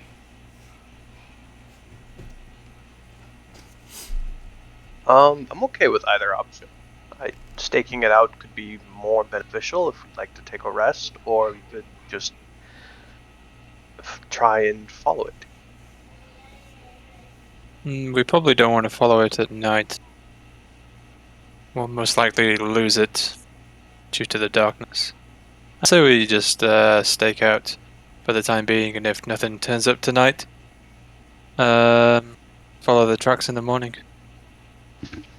Sure, that sounds like a good idea. Okay. If you guys are going to do a stakeout, let's kind of figure out where you want to put your characters for we'll call it the evening, right? But figure out where you want to put your characters as far as like hiding, or if you just want to be leaned up right against it, whatever you want to do, and then we'll actually go into our midstream break before moving forward. So Garrick and Bluster will both be up the tree. Okay, you got Bluster up the tree too. Nice. Bears climb. They do. It doesn't have they climb do speed, climb, but- yes. So everyone gets a Incredible. good look at Bluster doing the shimmy up the tree. Okay. I think we just all going in trees now. I think Brash has stepped away, so I'm just gonna pull him down here, and when we come back from our midstream break, I'll let Blue Man decide where he wants to put Brash for tomorrow, or for after midstream breaks events. So you guys are all just hiding up in the trees and the bushes and stuff like that, kind of out of the way. Kuroda's just kind of at the base of the trunk, kind of. Just looks like he's taking a good old relax. Okay. Awesome. And then Asterapi, you are. There's just like a little tree that has like a little, you know how, in, like cartoons, how there's always like the hole in the middle of the trunk that like an owl sits in. Yes. If there's one of those, she's just gonna sit in there. I love it so much that there definitely is just one of those perfect. I love it. Perfect. Yeah. I'm glad. Yeah. Only if Absolutely. you occasionally make hoo-hoo. Or or the chittering of a squirrel. Throw an acorn at Brash's head. Yeah, no, casting ghost sound every couple minutes. I love it. I love it. Okay. Garrick replies in other bird speak. There's a whole conversation happening. I like it. All right, it's right here. We will take our midstream break. So we'll be back in, we'll say 15 minutes. It's quarter to the hour now, so we'll come back at the top of the hour Cool. to start back up with our second half of today's session. So 15 minutes, and we'll be right back. Cool.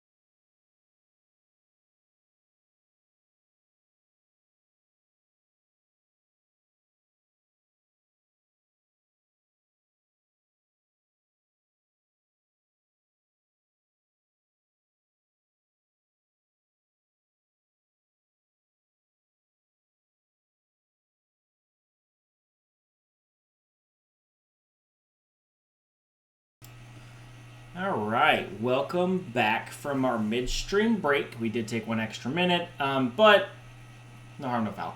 So, unfortunately, one of our players is not feeling well, so they've stepped away. We're going to continue through the rest of today's session.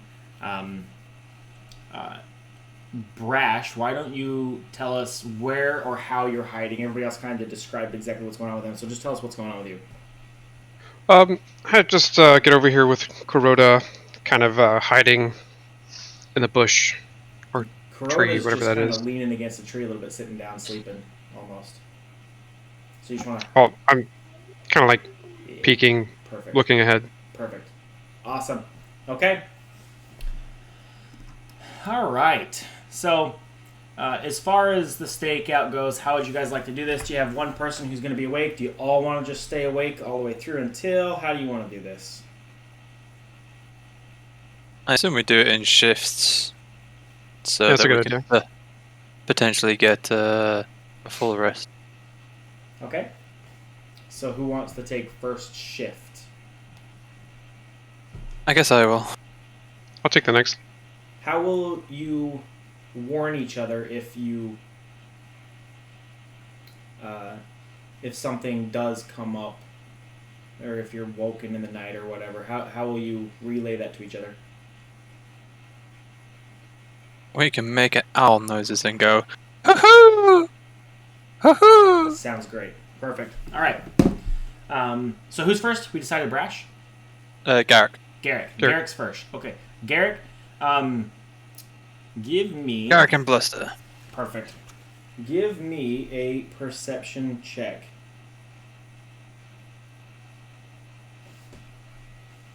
Oh, we're as blind as each other. So, during your, 2-hour watch, because there's 4 of you, and that breaks up your 8-hour rest? Ish? Yeah. So during your 2-hour watch, nothing seems to come, but now we've reached what would be like the almost midnight, as the moon is very high. Your 2-hour shift has ended. How are you going to inform your next person they're up? I'll just go, hoo-hoo! And who's next? Brash. Yep. Brash. Okay, Brash. Give me a perception check for your 2-hour watch here. Nice. Okay. The first hour of your watch, Brash. Brash, do you have dark vision in any way? Can you I see have that? low light. You have low light vision.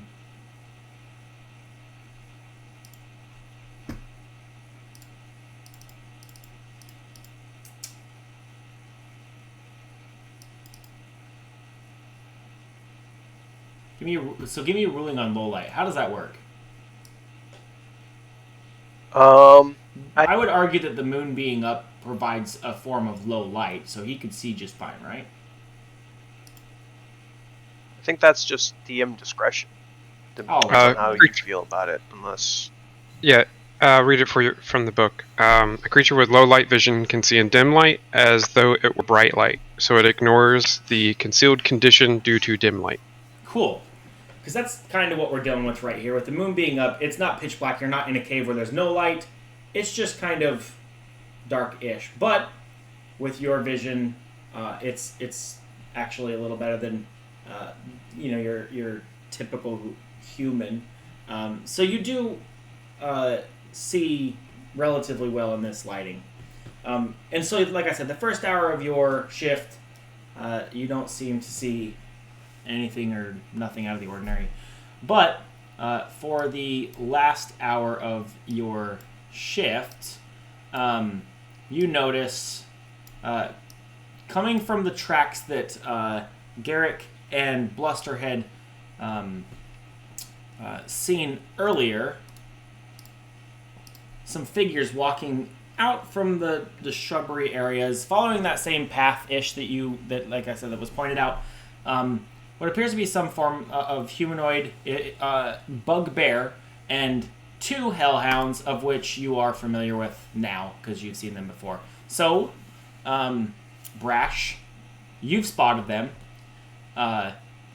The group of them are sneakily, as sneakily as they can, working their way towards the flume. What would you like to do?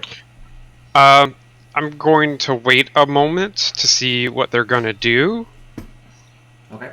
and then I will alert the party. I want to make sure that these are the, the actual culprits. Yeah. Yeah. We don't want to just murder them for no reason. Yep.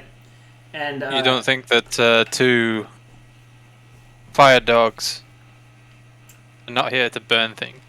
Listen, it's how you train the fire dogs, not the fire dogs themselves. Sure. And as they get up here, you watch as this kind of large, almost goblinoid, hairy creature looks around, and then the hellhounds start scorching. Oh, and then I immediately, hoo hoo hoo hoo hoo hoo. It does catch the attention of the bugbear, but he seems to be the only one wise to the strange sound. Everybody else, though... Strange. It's an owl, clearly. Yeah, no, but it's just a little out of place. I reckon he doesn't see you in particular. He just, it could be a good time for a deception. You know what? That's true. Give me a the good old-fashioned deception. How owl-like was your screeching? I want our faces to do their facey things. Let's see it. You've got deception. Yeah, I do. Hold on. The bugbear does sit up and look around for a second, and then goes right back to it, because that's definitely an owl. Yeah. Did you that roll was for the me? perception, and the deception, same thing. I was looking at your perception check, not your deception check, but since it was even better, yeah, he looks right back to the flume, and pulls out his sword to take action on it. But your hoots have not attracted the attention of said group of individuals who snuck in here, but it has relayed the message of alarm to your compatriots.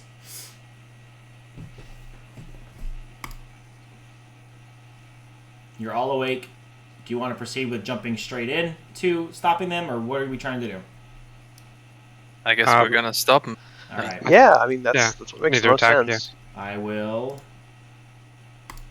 call for some rolls then. Before that, can I roll a warfare check on the bugbear to see if there's anything I should know? You know what? Sure. Yeah, I like it. Go ahead. Let me find the skills tab. There it is. Alright, there we go. Not a whole lot. Hey, you've got the same warfare as me. You know what? With that, you may not know a lot, but you know enough to know that bugbears typically are really good when they have creatures grabbed, so you want to avoid being grabbed. I'll give you that. That makes sense. Very good. Yeah, that's. Now, I'll give you that. Let's go back to combat and roll. And roll. And a final roll. Uh-oh, it's named. I'm choosing to going last. For panache. You were going last anyway, but yeah. Can you choose to go last if you're already last? I guess before you roll, yeah, you can. So yeah. Yeah. Yeah, yeah. You can always choose to go last. You're right. So let's update your. I don't need to update it. Yeah, you're fine. Do you need to roll if? Well, I guess you do to be added to the entry. So for Asterapy, I'm going to play Asterapy and I'll let you guys decide what her actions would be. She can at least use her focus spells. Actually, I think we can safely go all out. Yeah, I'll. Because I assume after this fight we'll just go into town and have a long rest. So That's up to you. I've got her pulled up here, a therapy pulled up here, so you can decide. yeah, use everything. Yeah. Okay. Okay. Then let's begin encounter.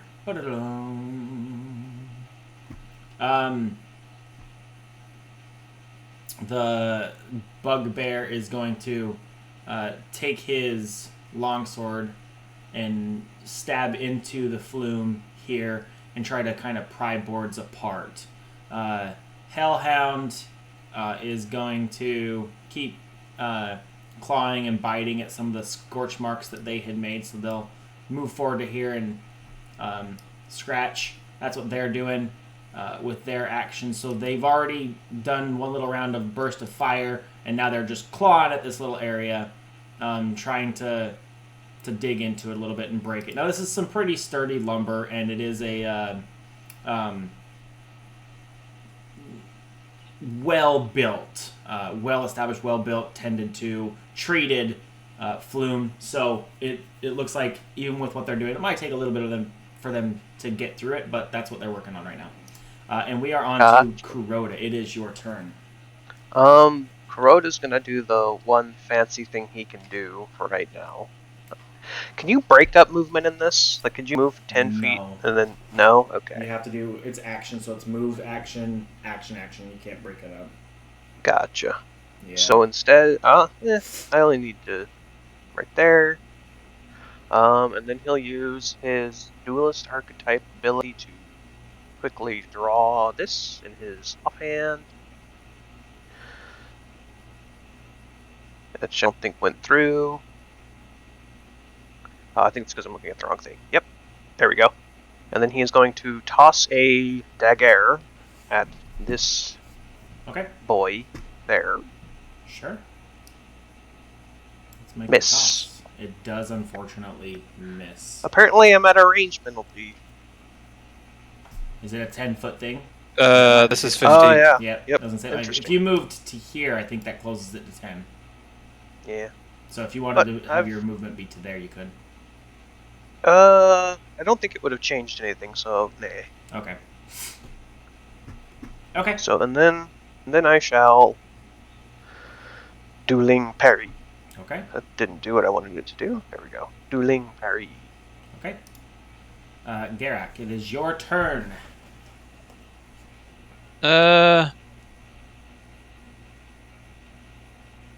For my first action, I am going to use my Spark Blade special ability. And I'm going to hit it onto the Hellhound to bounce onto the Bugbear. Okay. Let's indicate lightning. Once per day, you can spend one action to point the spark blade at a foe within 30 feet of you, and arc lightning from the blade. Lightning can leap from one foe. So reflex saves from both of them. Got it. Let's see your reflex. So that's the bugbear. It looks like he succeeds, which means he'll Half take damage. Yep. Yep. And the hellhound will Also succeed. also succeed. So 6 and 6. This yeah, it's very unlikely to actually like succeed at basic saves in Pathfinder. We've noticed. yeah, I mean on the right target maybe, but these it's whatever. That's not bad. That's a good first round. Right out the gate, you got 6 damage on both of them for one action. Yeah, we're just gonna come down out of the tree. Yeah, one action. Perfect. Okay. So move action to get... Well, I would argue that it would probably only be about 10 feet to get down. Well, Yeah. we'll go 15 because of the slow portion of it. We'll say so 15 feet to get to there. But if you wanted to move the rest of your movement speed, you've only lost 15 so far. No, I'm gonna just wait there. Okay. Maybe Astro Rope has Okay. a big AOE. So both you and Bluster are out of the tree. Yes. Right? And okay, and that ends your turn. I'm actually gonna just go here Okay. instead. So we're on to Therapy. Let me bring up Therapy's sheet here.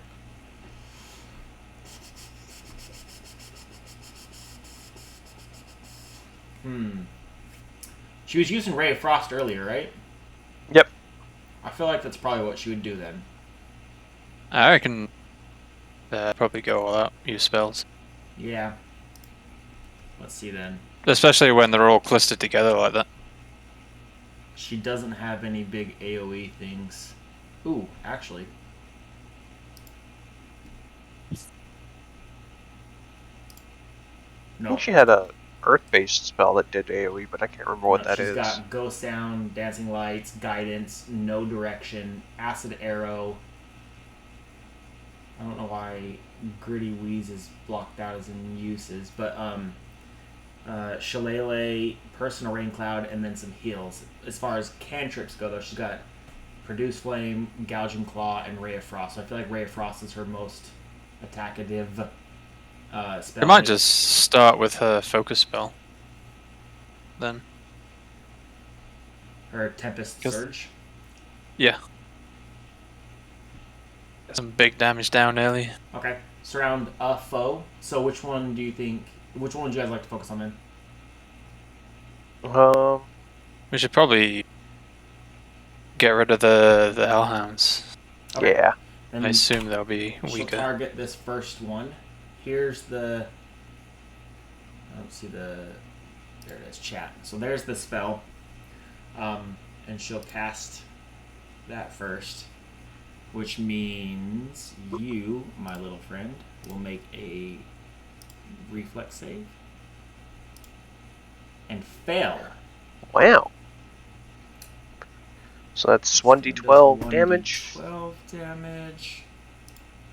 It's 2d12. Because we're level 3. Oh, okay. Yeah. Which is 6 damage to the beast. Is that 6 damage from 2d12? Yeah, it rolled 2d12. Jeez. It's got Clumsy 2 and it's got Persistent We'll Damage, drop Clumsy Electricity 2 on 2. it. Do I need to drop the persist? I do. There we go. Easy. Nice. Okay. Sweet. It doesn't. I think that matter. should be 2. Is it not 2? It says 2 on the. Yeah, it's 2. Oh. Yep. The little Oh. marker up in the top right says increase value or decrease value, but it saes Clumsy 2, so it has a 2 over it. It's Persistent Damage 2 as well. Oh, the persistent damage. Yeah. Does it? It says electricity 1, unless you heighten the spell. It's automatically heightened. All focus spells are automatically heightened. Oops. So they count as level 1, and then every 3, 5, 7, they automatically get heightened. Yeah, so that they still remain relevant. Do I need to drop And it it's- twice on it then? Because it's not. I guess so. Yeah. Okay. Yeah, I can't really heighten it. It just says persistent damage electricity 1, and there's no. I can right click to remove it, but I can't increase it, so I can only drop a second one on it. I guess that's what happens then. Yeah. Increase the initial increase and the persistent electricity damage increases by 1. So it should be 2, but it's just doing it twice, which I think has the same effect, right? So Yeah. that's fine. It's just on the beast twice now, and it does the same concept. So, and that was like her attack, but she's also gonna move, and she'll just move back behind Kuroda for some cover. So she'll like flutter down. She can only hover, I think is what she said, but she'll flutter down over to here, and then be behind Kuroda for some cover. And that's her turn. Brash, you're up.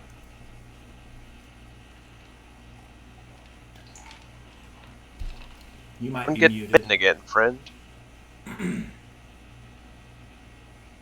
Blue Man, you might be muted. I wasn't talking. Okay. Okay. I'm moving. Perfect. Then I'm targeting this first dude here Okay. with 2 attacks. Do it. Do it. Nice. First Will one. definitely hit. For All right, 3 and then damage. the second attack.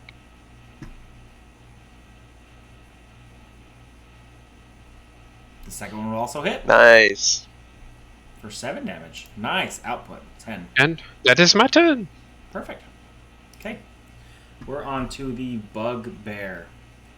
The bugbear is going to move to here. Actually, no, he's not. That's a lie. Let me...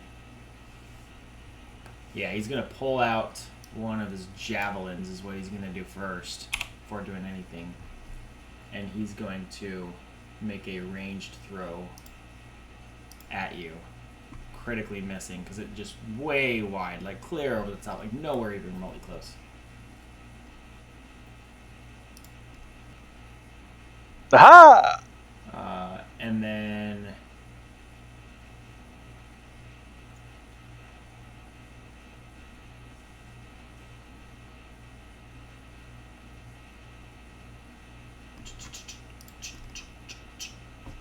I need to. So he's down to 2. They will hurl one more javelin at you. Missing, and then step back out of the way. Makes sense. Did they have to interact to pull the javelin? Not the first one. Oh, I guess that second one, huh? So I guess they would have had to pull that second one. And you said he had a sword out, right? Yeah, he stabbed it into here and was wiggling and crap to get it out. So I guess maybe he can't throw the second one? Either way, he would have missed, so... Yeah, instead of... Yeah, I don't know how throwing works, whether you need to interact to pull the weapons out. I'll say it does. Or... So instead of throwing the second one, which would have missed, he'll just step away. So he has the sword, hurls one javelin, and steps away. That's the interact, throw, and step away. He's still holding the sword, but now he only has the sword. So the second attack was never made. The Hellhound will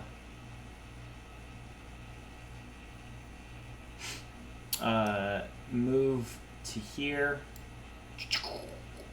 That provokes. Yep. From Kuroda. Yep. He was going to run straight through the space. Like he can move through right. space. He's going to move through the Hellhound and through Brash. I don't think you can move through Brash without making a check. Yeah, the acrobatics tumble through. Yeah. He doesn't have an Against- acrobatics thing. Yes, he does. Yeah, it's called tumble through. Does that That do doesn't. No. it? Okay. It has to be his reflex, but. What's your reflex then? 19. Okay, think. so if it fails, but he's here, does it just push him to the side? Because he can't stop. No, I think it just pushes him out back. But you can interact with your own person, so they'd be standing on top of each other, wouldn't they? 'Cause he can walk they through would. his own person, right? With no problem. It says would, hold on. Your movement ends and you trigger reactions as if you had moved through the square. That's all it says. If you fail. So they're just standing on top of each other? Yes. That's interesting. I don't think you can end your turn on top of someone, though. Yeah, so his No. second action then would just be to shuffle around you. Which, Okay. yeah, provokes from Kuroda. Yep. Because my initial thing was he's just going to run straight through everybody here. Like, just, like, leap over them or something instead of tumbling through, like, leap over I them. think that misses. Yeah, it does. Yeah, it does. It does. Okay. And then from here,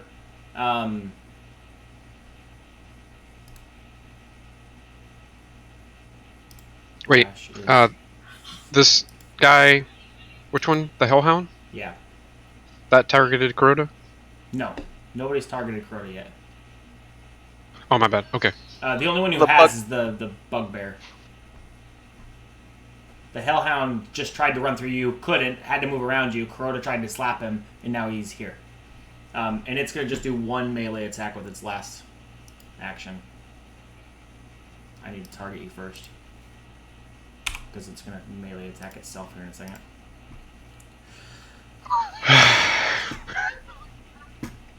Come on, dude. Did you accidentally make this the elite template? No, it's not. That's a minimum Plus- plus 13 to hit. At Hold on, minimum. hold on. Let me make sure we're on. Here we go. I'm on weak template. Okay, No, you're good. weak template, which would That's put this attack at a. It rolled a 19, so it's still going to be a critical because I think it rolls a 29, 20 or 30. Yeah. It rolls a 30 right now. Does a 30 critically hit Yeah. you? yeah. Okay, Yes, so it does. 30 critically hits you still. Here's the damage. Oof. Much less than last time. This is the weak template. It's not the No, I was just curious. I was more joking than I was curious, really. Yeah, because it keeps happening. I'm sorry. It's not on purpose. No, I doubt any of us are mad about it. Yeah. It's just goofy. So here is other Hellhound who is going to get out of here. There we go. Oh my gosh! Sorry, I accidentally closed it. Who is going to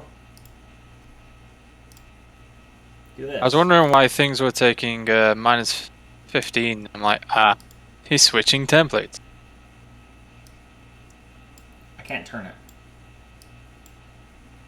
That's probably because it's already late. Try to delete that one and put another one down. Yeah, I'm just gonna do that. Let's. Oh, you butt. Okay. So it would be like this in the 15-foot. Oh, it can't do halvesies. It has to. It's clipping towards specific. I can't do halvesies. I have no idea. That's weird. Probably not. There. That's 15 feet. That- And it catches you. Yep, sure does. That'll work. Okay. So make your reflex save. Brash as well.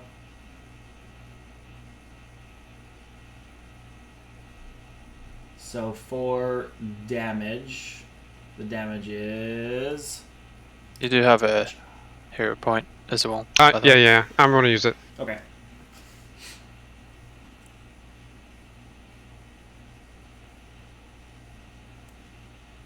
That passed. That's a. Is that a critical success? Nope, it's not. But still good. Okay, so you do pass. You take half damage, which is, I guess 9 damage. Yeah, 9. So That's good. Right back to almost dead. all right, that's action 1. Oh no. No, not that. Sorry. We're gonna be merciful. I don't want to do this to you 2 rounds in a row. It's gonna move to here and try to And I think after you. because we're at the top of the round, I have my reaction back. No, you get it back Okay. on your I turn. was gonna say, Oh, you get it back okay, in your that makes turn. sense. Yep, that makes So it's gonna move, and then with its final action, it's going to attempt to bite you, Kuroda. Critically missing. You're fine. Aha! On guard. Yep. It's a shame you don't have your parry and riposte. Yeah. It passes. Wait, it says success, so it should have taken only the 1 damage and the second one won't apply, correct? Because it was technically No. Two? It passed, which meant it moved down. the persistent effect. So it should take 2 damage, but one of the persistent effects got removed. That's exactly what just happened. Perfect. Well, I don't know if it took the damage. I have to apply it, but that's exactly what just happened. So if we do just double damage on this, there's 2 damage, but it did remove one of the persistent damages, so it's down to 1 now. Okay. Kuroda, your turn. Kuroda is going to start by giving this bugbear back here the death stare Give and it a- try to demoralize him. Yep, do it. And what save is demoralize. I think it's will. Yeah, it's against his will. That's a success. I'll use my reaction to invigorating fear. Okay. He's frightened 1. What's the creature's level? 2. Okay. 3. 3. I don't know where to put. Oh, there it is. Bing. And then second action. Does that incur multi-attack No. penalty or okay? We're gonna try and No, pop because it yeah, out. that's not an attack, so you should be good. Gotcha. Swing. That will hit this. You're attacking the Hellhound in front of you? Yep. For 10 damage. He is dead. And he is going to move. Let me find the buttons I'm trying to press.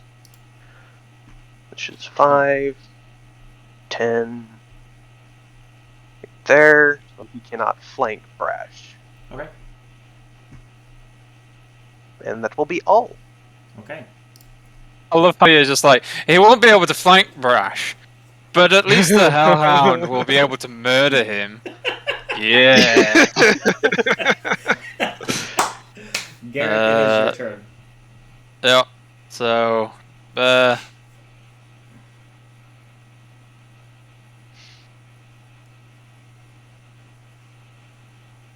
assume this will. I have a weird question on how this works. If you use one action to command the bear, and then the bear moves, can you split up the bear's 2 actions? Because the bear gets 2 actions, so can it move, and then you can move, and then it can attack, or does the bear have to take its 2 actions? I assume that it's just like player economy.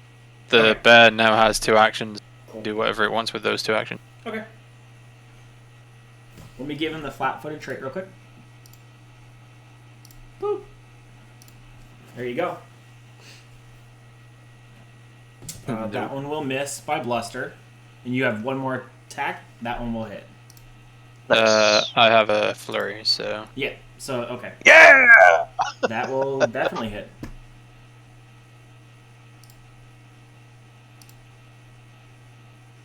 Okay. Is that it? that's my turn. Yep. Okay. Asterapy. Let's go with the monster that was being targeted by her continuous spell is gone now, so she's not gonna. She doesn't Yeah, I have don't to think maintain it's anything, does she? she didn't have to maintain anything anyway. Okay, so maybe just Ray of Frost. Yeah, seems to be effective against fire. Yeah, let's target this and cast Ray of Frost, which misses. Oof. Damn. Sorry, it's me that's rolling these. All right, now that has... you're playing both, it's a 50-50 chance whether it's a critical or a failure. Yeah, right. This therapy is just that's all she's gonna do. Brash, it's your turn. I've got a hungry hellhound in front of you. I do. I will whip out one of those healing potions that I have. Yep. And use it. Ooh. 10 hit points back. One more action. And then I will attack the hand. Do it.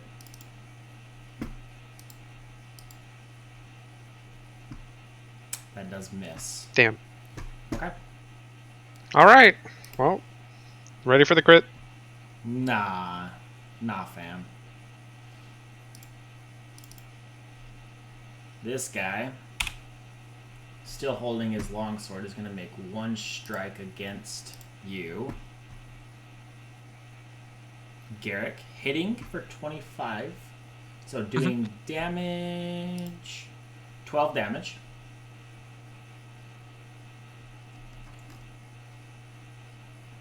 And then take, just take swings as we go through here. That hits.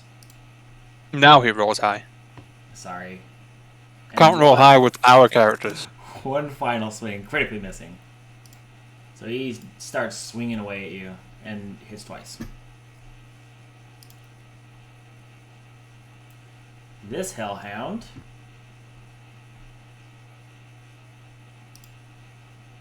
has not used, come on! has not used its breath weapon yet. It hasn't used its breath weapon. Uh-oh. Don't point it that way. Where did it go? What? Hey, we swapped. Oh, wait, I can use my hero point. I'm going to use my hero point. Hold on. I just messed this up really badly.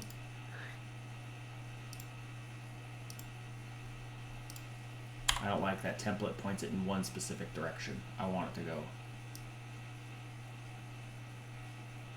this way. Down yonder. So it'll catch just you two. So, a success and a critical success. Road takes no damage. Yep. The damage is He's doing a 10. That's flip. only 5 to you. You're still up. See, look at that. You haven't Whole been down breath yet. weapon and nothing. Crashes the party tank. It's turned out that way, yeah. All right, Like a and turkey. then he's going to bite at you. Miss. Yes! Okay, finally! This is the first time a I do have monster one has missed question me. though. The breath weapon does count as an attack, so he does do the map -5, right? I'm playing that right. Oh, I don't know. Don't think so. So his first attack Because is the actually breath his first... weapon. Okay. Yeah, the breath attack is not It probably so hits. that attack Because- doesn't have the -5 penalty, so it's a 19. That meets. I think I'm playing that wrong. I've been doing that the whole time too. Because his first attack It's, should have a +11, not breath -5. attacks. Breath attacks don't Mm, do an attack roll, so it doesn't accrue map. well, then it's actually supposed to be A 19. 19. It won't be by 5. You 'Cause- you celebrated too early. I'm sorry. Yeah. Yeah, the roll Hey, is maybe a he 6 does less than versus 8 damage. 11. So this one is Nearly did These more things damage than the hurt. crit. This thing hurt. At least it Oh, wasn't yeah, a crit. okay. sorry. You're I only was reading dying that one. wrong. So there's That's dying 2 again, right? Dying one. It wasn't a crit. yeah, it's not a crit. You're fine. Ah, yeah, good point. And then the creature will Finish Brash off. no, it's not. Coup de It's grace. not going to do that. It can't reach anybody, so it's going to move.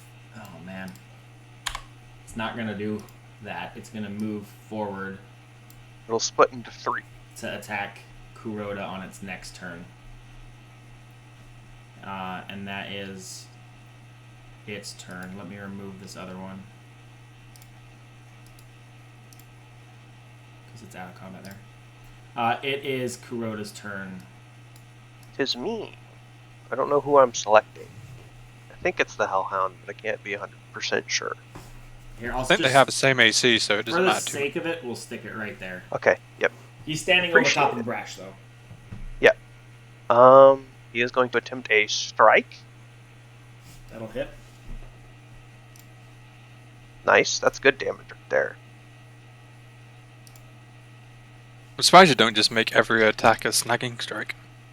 I really should, but I should always. I looked at it. I'm like, wait, this doesn't have a flourish or anything. You can just Nope. fucking spam. We'll attempt a snagging strike with my next, and that's a miss. Miss. And then you know what's about to happen. Yep. Dueling parry. A kitsune, dueling parry the kitsune. Eddie! Alright. Garrick, your turn. We're gonna command Bluster to finish the guy off. No doubt he will miss. Woo! That is a hit. That is Chomp. a damage. Whack. Hooray! He gave the kill command. Did you want him dead? Probably not actually. That's up to you. No, we'll keep him alive. There may be Okay. more of these guys around. Then we'll just put he'll be alive. He's marked dead, but he'll be alive. He's down to unconscious. We non-lethally boat him. Subdue him. Bliss will just move there with his second action, and then I'll move over here. Let me give it flat-footed real fast. Around it. All right. And flurry. Ooh. Oh wow! I think it's Starting dead. off strong. Yeah, I think it's dead. Yep. Yep. Dead. Good job. That ends combat. Not yet. Are you sure? Yeah, I can't be He's in dying. dying status. Oh. Okay. Astropi could probably do a medicine check to stabilize. Don't you still have one turn? Oh, you can't move in turn, huh? Ah, Okay. She actually has a heal she'll cast on her turn. So Asterope for her turn will throw out heal. 1d8 plus 8.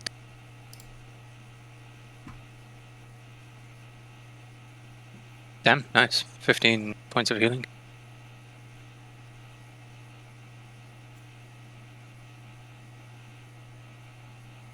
You have to click the 2-action healing. Alright, so Brash gets 15. Yep. But that's good to know, because I'm a druid in another game. Oh, Okay. you don't get the 10, you get the 7 plus another 8. It didn't give me the Oh. option for Oh, you have to push the button. I see. I see. You have to I mean- you have to go to the heal spell and Yeah. then 2 action. Right here. So actually, your heal would have been 14. What number do I Gosh. need to put? Just give yourself 7 more. So Okay. if you go back to that Well- 7 heal and just hit it again, you get 14. Just give yourself many more. So You should be at I need 50. to be at 14? 15? Okay. 50. Yeah. We learned something today, and that was to push the button. Push the button. You are still wounded, but you are no longer dying. I will stand up! Rash, Pick are that you wo- okay? You seem to die a lot. Do we need to talk about something? It's a condition. I feel Mm. bad. A just medical so one. Legitimately, it's only because he's the closest target. It's not because I don't like him. He's like, I swear. Yeah, it was like myself and Kuroda were like, alright, we'll see what they're gonna do. And then, like, Brash is like, fucking YOLO, bitches. Die! I thought you were gonna go in, maybe, like, do a confident finisher and then back out. But you just I have stood to be there. able to finish him to do that. No, it's not a finish, it's just... Oh. Then I've been reading it wrong this whole time. Literally, with the confident finisher, it's a normal attack. You add extra damage on. If you miss, you still deal half the confident finisher damage. But it removes panache, and then you use your style to get panache back again. Yeah, well, I read it wrong since it's confident finisher. It just says you get an Yeah. elegant finishing attack, which I thought that meant you had to use it to finish No. off someone. No. You can use I it. could have been doing it this basically whole time. I think the ideal like swashbuckler thing is basically first turn you either move or gain Yeah. panache, Go then in, use it on confident finisher, and then back out. yeah. I've been this entire game with this character so far. I've been waiting for an enemy to miss just so I can use riposte. But Yeah, it has That's to why you were so excited. has Oh, to that's critically miss you. Well, to be fair, so these particular hounds are firing at plus 11 on those attacks. So Yeah, that's fun. That's funky, rather. And that was the It that was is. the weak ones. If I did the normal template, they're 13s. Yeah, that would mean that they're CR4. Let's see. It seems that CR3 is at plus 11. We got the CR2, CR4. It would be a CR3.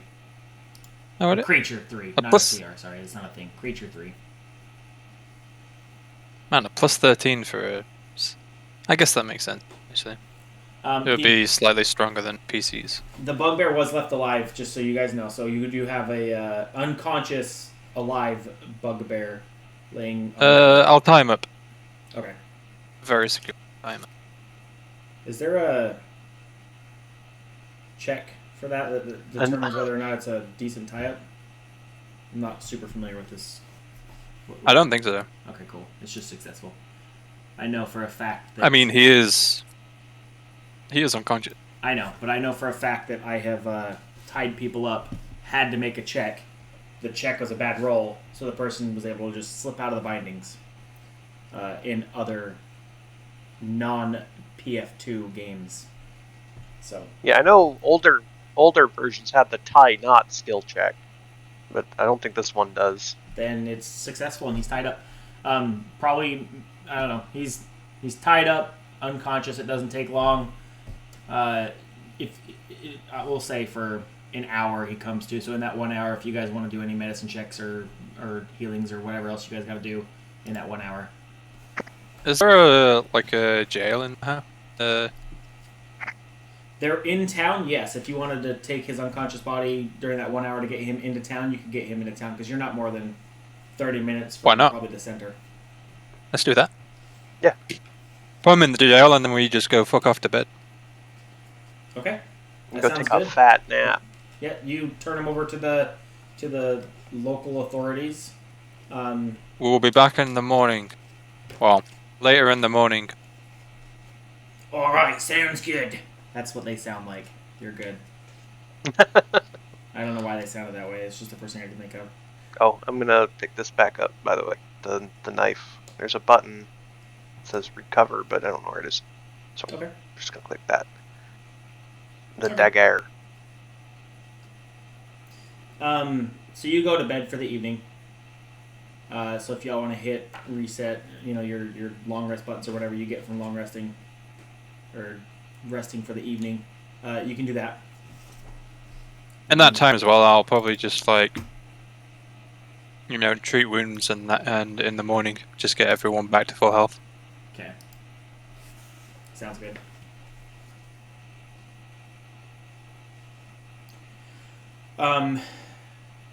Then we're not going to switch maps or anything, but we're obviously not near the log flumes right now. You're in town. You've actually got a couple places you could stay. The farm, Shroon Farm, she offered a place for you guys if you wanted to stay there. You could also stay specifically in the place that previous characters cleaned out for, what's her name? I forgot off the top of my head. I can't remember, but the fishing place, whatever. So you can stay there if you want to stay there. It doesn't matter. You've got places to stay. You rest for the evening. We'll stay at the inn. Yeah. Okay. So it's the next morning. You're all up and going. What would you like to do? Go and interrogate. Interrogate first? What's his name? Yeah. Okay. So you head back to the Jello, and the guards let you have some time to speak with him. So at this point, the bugbear is conscious. He's not tied up anymore because he's in a cell, but he's conscious and weaponless.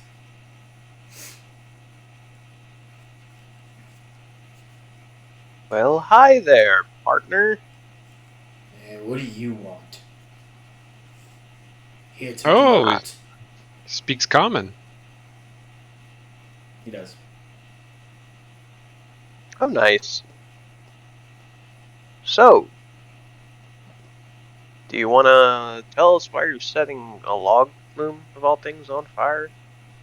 And farms. And farms, yes. And those.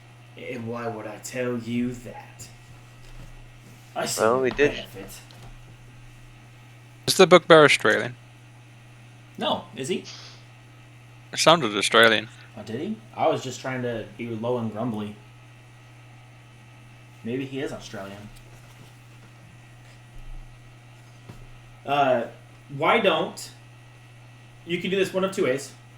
Through intimidation or coercion. Why don't you plead me your case, and then we'll make a roll to see if it successfully persuades him or intimidates him, based on what you guys want to do or say. So what do you want to say to him to open up that chain of dialogue? Bluster will be at the at the gate or door or whatever, Mhm. growling at him. He remembers Bluster. It was the last thing he saw before he went unconscious. Well, Mr. Bugbear, that's alright for me to call you that. The name's Lurak. Durak? Lurak, I'll put that in chat. Oh, Lurak, okay. Yeah.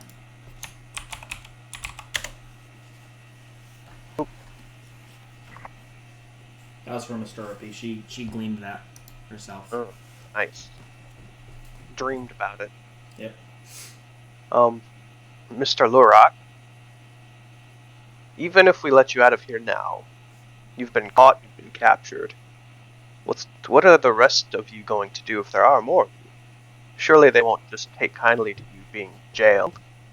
And I can't imagine your people will believe you if you tell them you didn't tell us anything.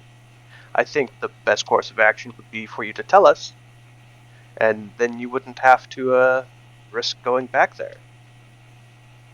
Are you attempting to persuade him or intimidate him? Because I can see that going both ways.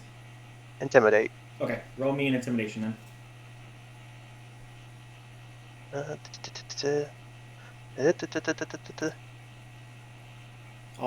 gonna say I'll even be kind, and with Bluster at the door give you a +1 circumstance bonus, so we'll call that 15. I was trying to say that, I just didn't say it fast enough because Bluster's standing there helping intimidate, which I think was what Yeah. we're trying to do with that. Yeah. I'll give it a +1 circumstance to it. So with a 15, you see as Lurak kind of begrudgingly and a little bit angrily is like, "Fine, I'll tell you at least what I know. But you have to ensure that I'm not meant to go back there. I'm only in it for the money.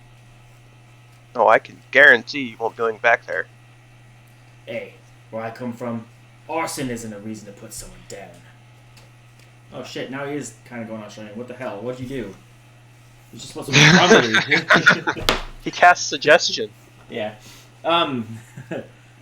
Arson isn't a reason to kill somebody. I might do a little time, pay a little fine, but I'll be out of here in no time. Wow, it's a lot of rhyming.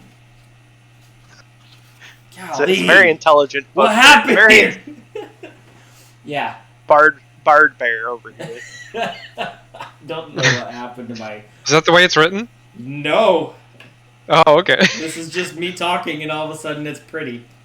With this angry Australian fluent bard bugbear.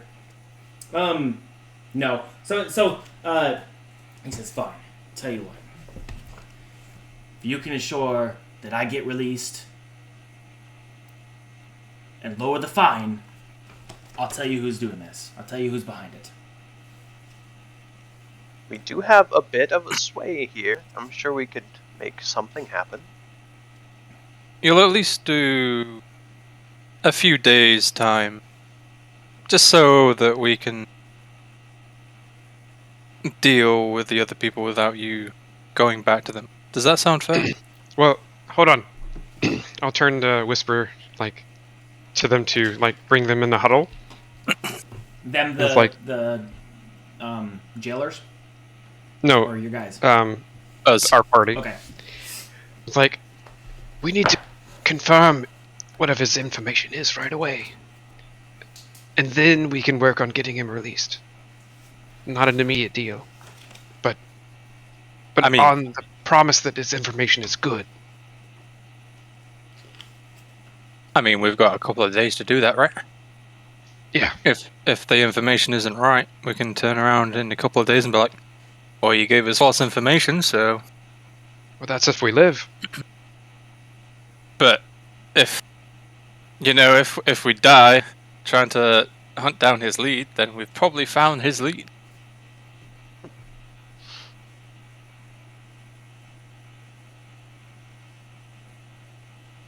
So what do you want to say to him?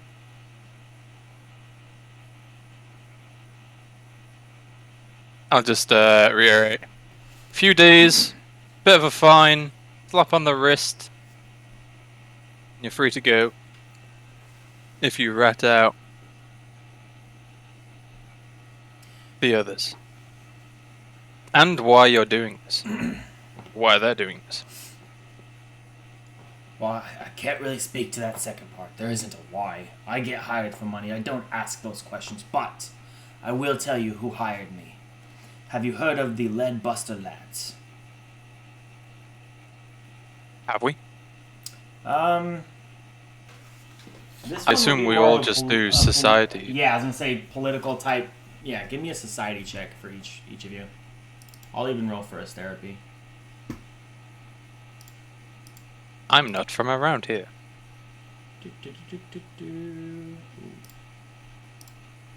Ooh, all right.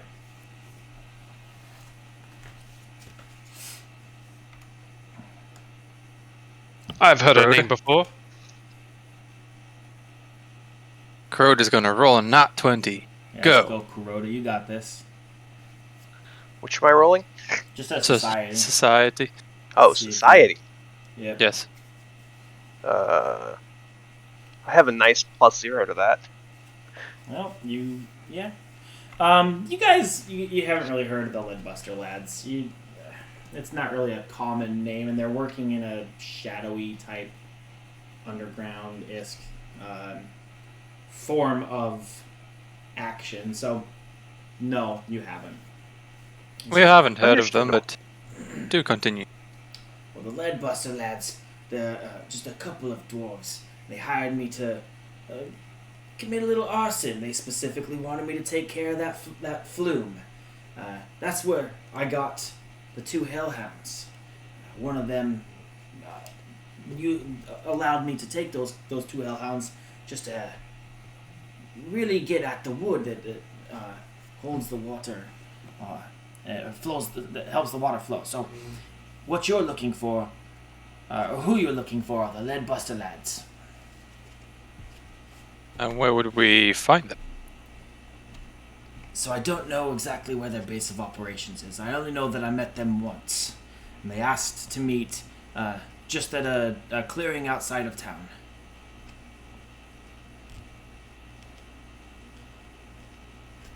Which clearing outside town? Uh, I assume there are many. yeah, he just details it's just a nondescript location. That, Like this guy's like spilling his guts on the Yeah, stuff, he's- or if you want to give me an insight to see if you believe all the stuff he's telling you. okay. Yeah. Yeah, I do. Just don't know where it's at on the. It's I just guess that's perception. perception. It's perception. Yeah, Yeah, it's it's just just perception. Yeah, sorry. You're good. Brash. I get. You kind of feel like he's telling the truth. Garrick, you're. I mean, you feel he's genuine. It doesn't feel like he's hiding anything. He doesn't have anything to hide, and just like he said, he's not necessarily in trouble, and he's just looking to get a little help to get out of here because he doesn't want to have to pay as big a fine because he's, like he said, he's just after the money. He just wants his money. So you feel like he's telling the truth. Just a nondescript, neutral place to meet up. It was not their headquarters. It was just a place. So, not much to Did go they on. only bring the 2 hellhounds, or were there more? Did they have anyone else with them? No, it was just those 2, and I was only given 2 hellhounds. Well, yeah. Consider that we've encountered 3 of them. I'd say there's a chance there's more. Yeah, this makes the most sense. Well, at least we have more of a lead now. Where were you supposed to meet them to pick up your money? Well, once the job was done, I was supposed to be contacted by a courier, but I haven't. I have obviously never got around to that part. I was only told, they'd find me.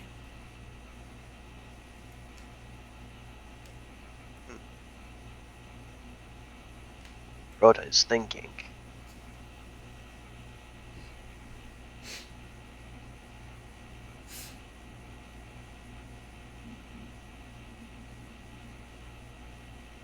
Perhaps we can ask, We can ask mad- around to yeah, see if they've heard of these dwarfs. Sure. You still have one more thing that you offered to do as well for Magaloy. right. As well. Get the mushrooms. Yep. So you got a couple of little things you could do still. How far away is the area for the mushrooms? And it's 1 hour northwest of town. Oh, that's not too bad. We can go there, pick up the mushrooms, come back, and then head spirit to this is clearing. Yeah. Okay. And you could also follow up with, what's his name? Clort, because you did figure out what was going on with his flumes. You could follow up with him. He agreed to. Yeah, I was thinking that. We can go to him first and then head out to get the mushrooms. Yeah. Let's do that. Okay. Give me just 2 minutes, real quick. I'm gonna go use the restroom. I'll be right back. Okay. Yes, sir. Brash should be full hit points now. I spent the night just healing people's up. Making sure everyone's in tip-top shape. Haha! I'll need it. Are you using the healing pot up rather than... Shouldn't have done that. I'm confused.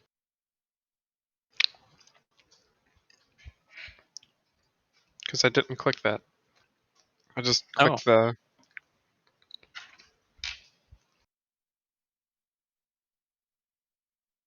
Need him to come back, fix that for me. All right. I So wasn't even on... Ew! Hey! Accidentally used the healing potion. I don't know how. But can you put it back in my inventory? I think it happened to me before as well. I just randomly pressed enter and it just used a healing pot up. Well, take better care. Sounds like you dropped it. I'm kidding. I don't Sounds think like it's a foundry bug to me. Sounds like a PEBCAC error to me. Even the game is trying to kill us off. It was lesser, right? Yeah. Check Yeah. your inventory. Gracias. You just used it again. No? I just moved it to my backpack. Oh, okay. I was like, it just disappeared. What the? Okay, never mind. Yes, give us more. All right, all right. Then that takes care of the interrogation, I guess. Are you done with Lurok? Yeah. Think so. For now. Where would you all like to head? We're going to the lumberjack. Okay. So you make your way over to. Conveniently, we're still on the Clort. map. Yep, and it's obviously next day. He is back at work. You find Clort, and Clort says, "It's good to see you guys. Were you able to figure out what was going on at all?" Did you not see the hellhound corpses? I haven't made my We way did. down that far yet today. Like he's like, if you remember, there was like a 5-10 minute jaunt down the way. And Okay. it's still pretty early morning, so I was gonna say because we didn't move them. yeah, they're still just lying there. So, I haven't managed to make my way down that far yet. Well, yeah, there was a bugbear arsonist. He's in the jail at the moment. We interrogated him, and he had a couple of hellhounds. But we dealt with them. There's a big conspiracy at foot, but I don't think there should be anyone else trying to burn down the flume. You say there's a conspiracy. Have you any idea as to exactly who's causing it? A couple of dwarves, lead busters or something. Lead busters. Not familiar. Yeah, I felt the same way. Well, I didn't know them either. true to my word, here's your payment. And he hands over 5 gold pieces, and you see as he reaches behind his back and lifts up a hatchet. Who would like to claim said hatchet? I guess just put it in the loot sheet and... Yeah, let's do that. I'll just bring up loot sheet. I love the idea that it's just like, here's your pocket change, here's 5 gold. Like, but Yeah, we're 3rd level adventurers now. I know. Here's your 5 more gold pieces. And a... Where are weapons?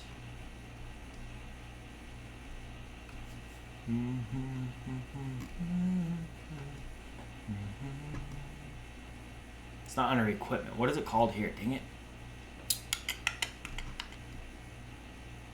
Weapons. You'd think. These are... That's why I'm in the wrong thing there. Okay. Here we go.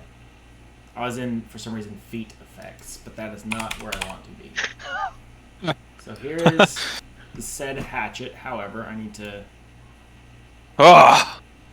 A fantastic hatchet. It is uncommon. Because it has... Where's my refreshed rune? I love how he just like gets out this. Oh! Alright. It's got a striking rune applied.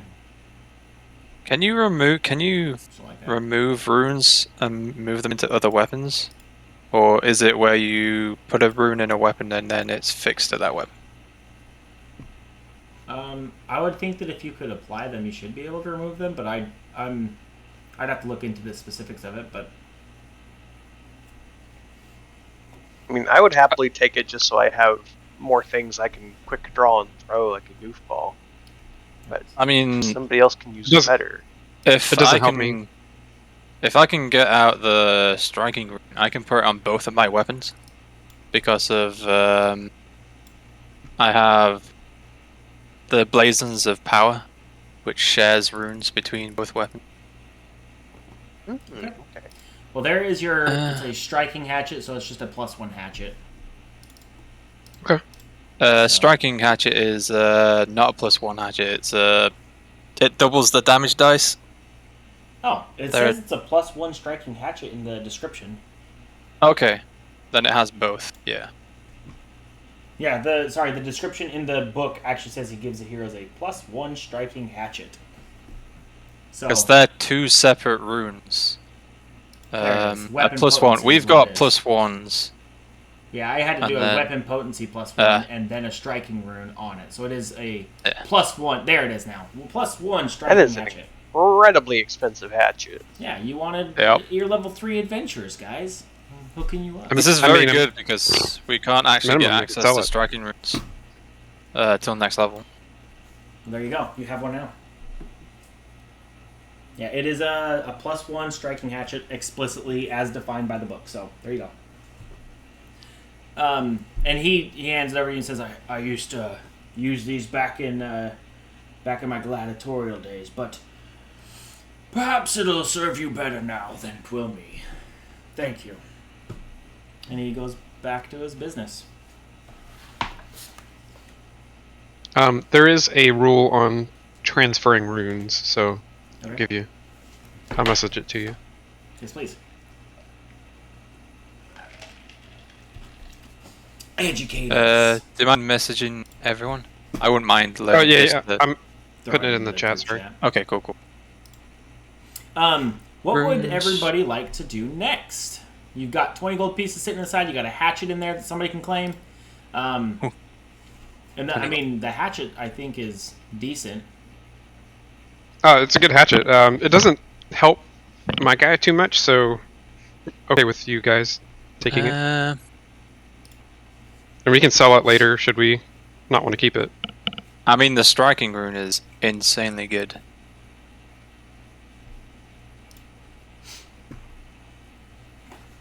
The DC of the crafting check transfer rune is determined by the item level of the rune being transferred, and the price of the transfer is 10% of the rune's price. So Which is 6.5 gold. Oh, so not bad. No. But it also takes 1 day. 1 day. Could drop it off at the blacksmith in town. I'm pretty confident the blacksmith in town would be able to do something. I can take it for now, and then apply my blaze onto the hatchet, which will benefit my longsword, and then later on we can just take it out Okay. Yep. and swap it around. Okay. So what does everybody want to do now? You've taken care of the log flume. As far as Clort is concerned, you guys are squared away. The only open thing you have left is Magaloy's, but you also could go back and speak to. Let me find the individual's name who hired you. Oloria. Because she was the one who hired you to actually figure out what was going on and deliver the packages. Can you add the hatchet to my sheet? I dragged it from the loot sheet to mine and it just disappeared. It didn't put it into your thing? Let me go see where it's at. No, it just vamoose. Oh, yeah. It disappeared from the loot sheet and then just didn't go to my sheet. Sure, we can create another one real quick. That took like 2 seconds. So I'll just drag and drop it into your inventory and then we'll build it in there. So there's hatchet.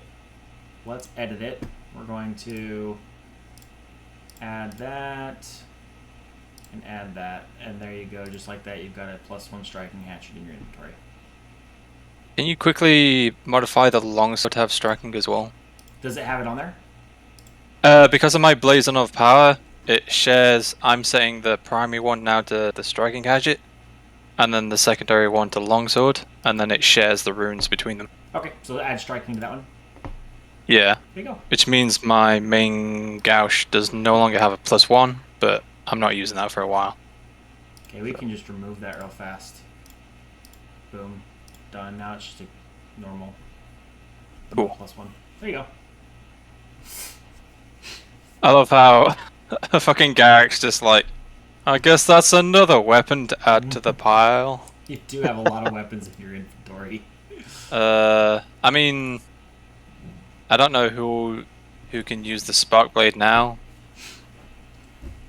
We can always sell it later.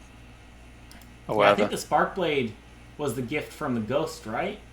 Yeah, which is why I'm very hesitant to sell it, because, like... You just put him to rest saying you would use that blade. Hey, You can do I whatever you used want. it! He doesn't know. He's already at rest. He's happy. Hey, I used it! You I did. zapped some folks. I stabbed a man. And to what death. better way to use it than to put it back into circulation so that somebody who might need it will pick it up later?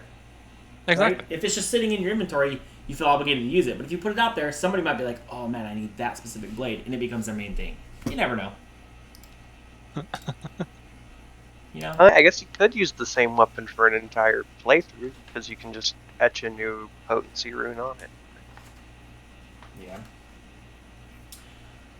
So what would everybody like to do?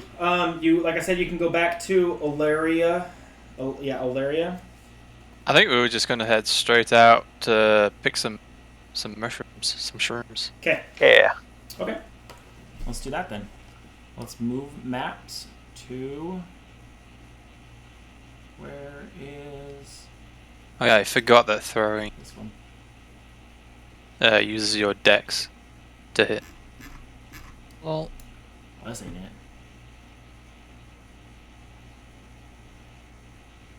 Ah, here it is. That was very much the wrong area. Yo! Hold on! They combined maps on this one. This isn't how this is supposed to look. So, I see what they did. Lazy. Okay. Well, you have part of the log flume here as well, the flume, but it's not here when I move you here, just so for you guys to know. So let's bring everybody to the page. I'll catch you up as to what's going on.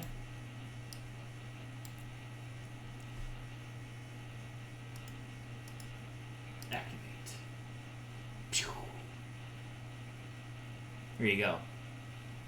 So, let me tell you what's going on here before we proceed.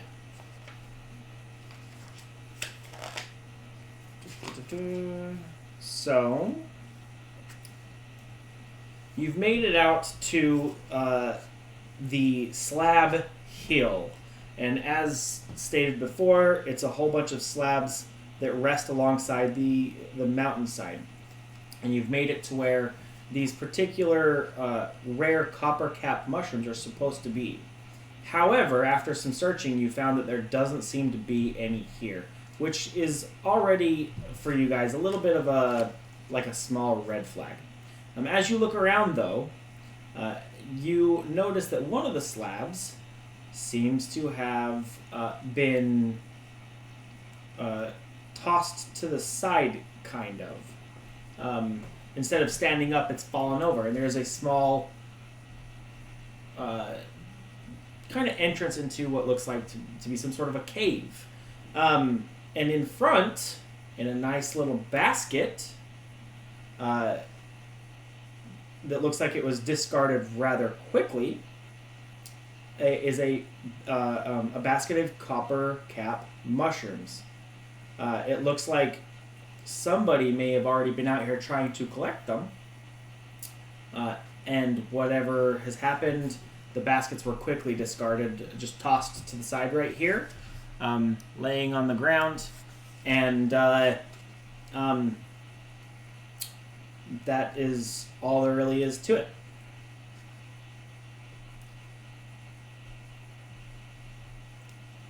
I guess Garrick is now the flower man. He picks up the basket. You have obtained what you came out here for. If you would like, you I'll- can check out this cool cave. If you don't want to check out the cool cave, that's whatever you guys want to do. It's up to you. I'll put the mushrooms in my bag first, and then Okay. I would love to see what's inside. Some horrible evil's probably been unleashed on the world. Okay.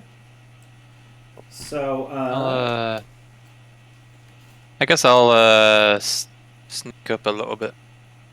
okay. As you're gazing, and I'm going to read this for you guys. So light pours into this wide stone chamber from the opening in the hillside. Thick mats of spiderwebs cluster the chamber's corners, and the walls bear crude carvings of humanoid soldiers standing at attention between shallow, notches or niches in the walls. A passageway deeper into the hill has this emblem above it. And if anybody wants to do, let's say, a society check. Yeah.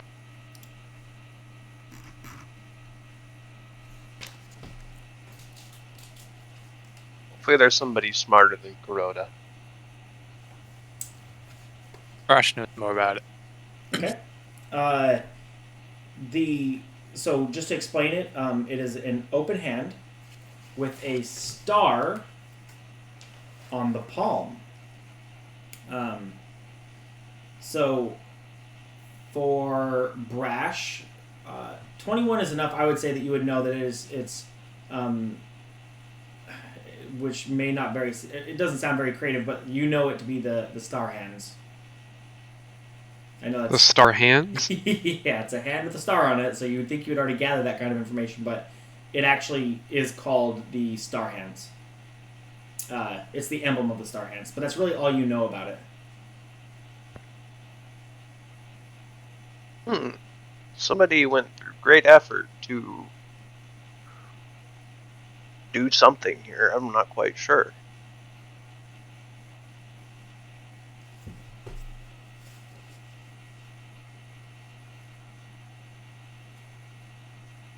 Yep. Well, there's only one way to find out. We could just head in. I like that plan. Okay. You know, guns blazing. As it were. As it were. That's what my god would appreciate me doing. Yes. Okay. He'll just so jump on in there. let's bring you just to the entrance real fast. Okay. So, or no, sorry, you're right where you were was right. Like as Oh, you enter, you're right. Like right there as you enter the cave.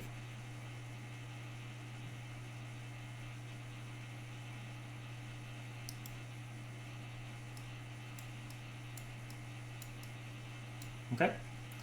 What do you So, see?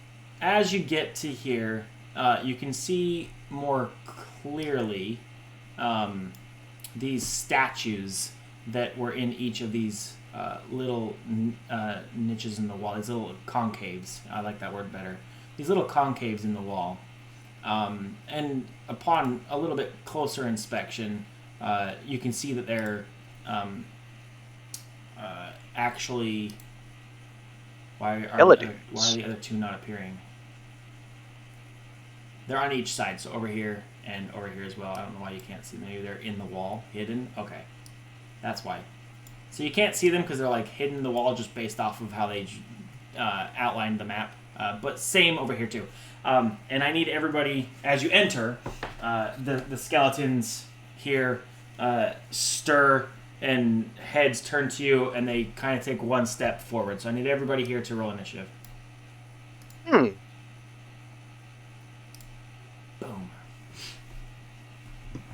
Yeah, I was gonna come in here stealthily, but I'm choosing to go last. Nice. I have to roll a lot here. We should just roll it for I feel like you really shouldn't roll initiative because, like, sometimes you do it and you're like, I'm at the top of the initiative. No. I have to roll to put my character on the sheet, though. And then he can edit it afterwards. That's just a Foundry thing. Let me redo your update participant. You are going to have a 1 for your thing. You go last. Okay. I'm surprised there isn't a start last panache roll option. Yeah, that would It be just nice. sets you to 1. Yeah. Okay. They should set you to minus. So as you guys enter in here, like I said, all the heads turn and you see that they start to take that one step forward. The white goes first. I'm going to make sure we're on the weak template so that I don't murder everybody too quickly or anything like that, and make I don't want to frustrate anybody. I want this to be fun. Because I feel like poor Blue Man hasn't experienced much of the game outside of me just abusing him, and I'm sorry. So I am the tank, sir, so it's fine. this one will The party tank that always goes last. move forward as its first action. That guy just was like, yo, what's going on? He's just woken up, gone out of bed. Yeah, they're at least most of them have all. I mean, if it wasn't for Brash choosing to go last, this is the only guy that's even really active. The rest of them just kind of like still stirring. So, with its first action in the attack turn, that would be against. It wasn't Kuroda. That does hit. That does hit, yeah. Okay. So I need you to also make a fortitude saving throw. So there's your damage. You're fine. So you succeed and no issues there.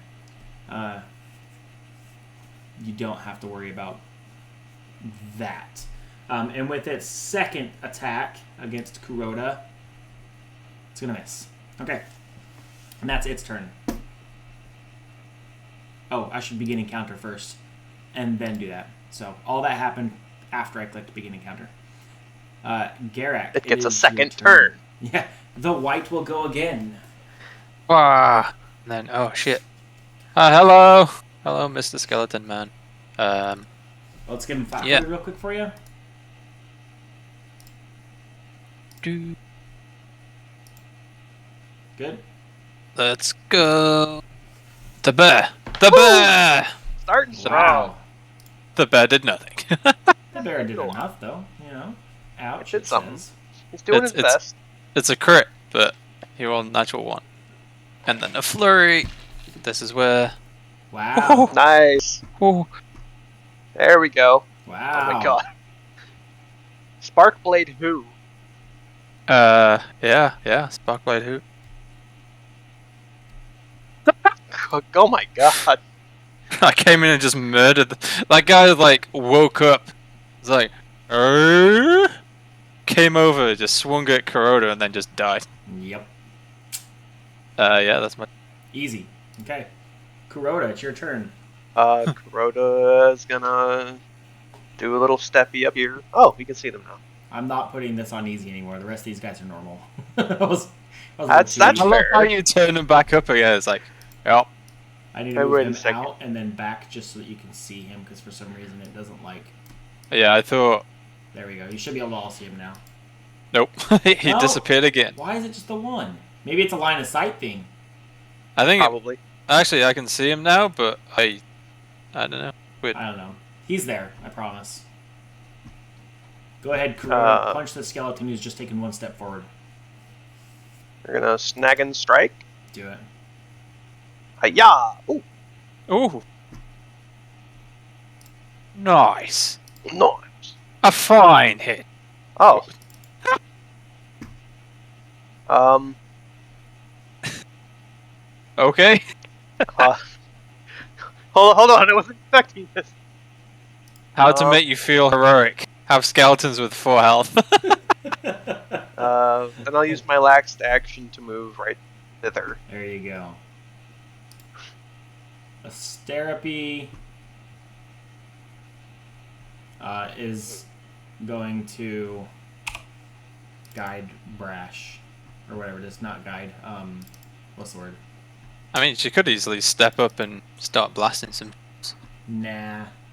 I think she wants to help Brash out. That's what I think she wants. So she's going to do guidance. So have some guidance, Brash. And that'll be her turn.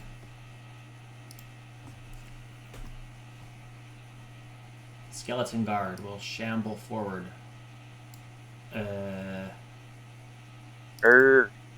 Arg. It's not going after the guy that it can see. No. Wow. I can't believe this DM. You were the closest target. Yeah, but Kuroda's the only one that he could see. No, technically it can see everybody. I know it's weird just because of the weird niche. The niche in the wall is just where it's like in, and it can see the whole room. They all can. I know it kind of looks weird. You were just the closest target. I figure they're dumb. They just go after the closest thing. That one will hit for 7, and then with its last attack, it'll try to claw at you with its other hand. Missing.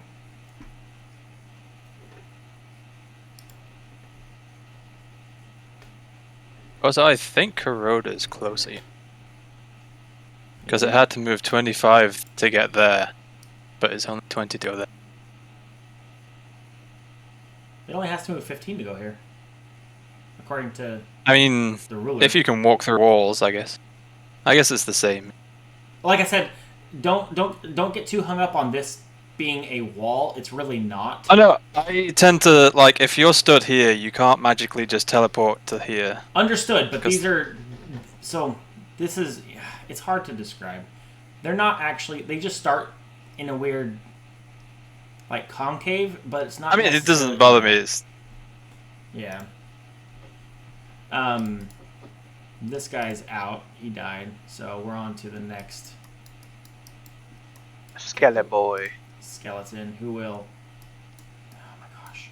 Walk forward. Because, like, they're not as far back as they appear. They're, like, right on the... It's a small little concave, so... This guy will... Moving so slow here. Walk forward, strike with a scimitar, miss, and claw at you. Hitting Wow. for He's rolling really well. 4 Yeah. damage.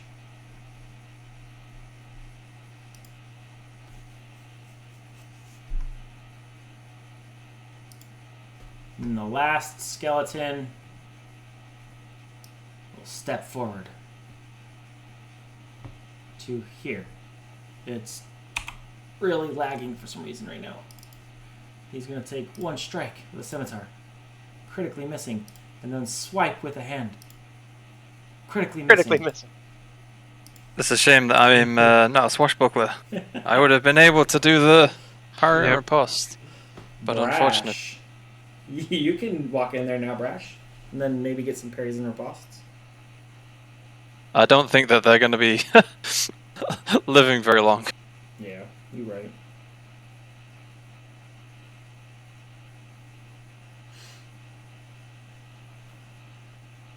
Okay. Gonna walk to the other side of this guy to get parry up, or sorry, flat-footed.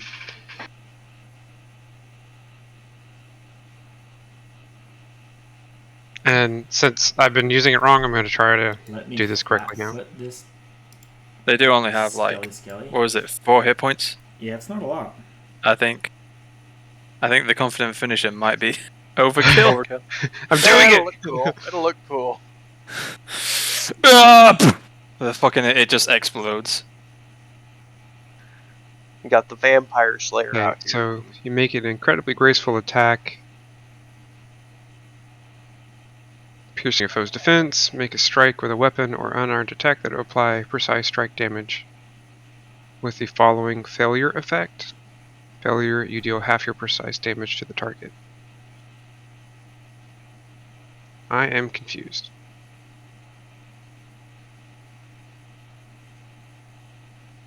So it sounds like I just make a normal attack, and on a Yes. failure, I still do half. You do half your precise strike damage, which I think is 2d6 at the current level. That should hit. You weren't targeting the skeleton, but it should Oh, hit. my bad. No, it's fine. That hits because the AC is 14 due to flatfoot.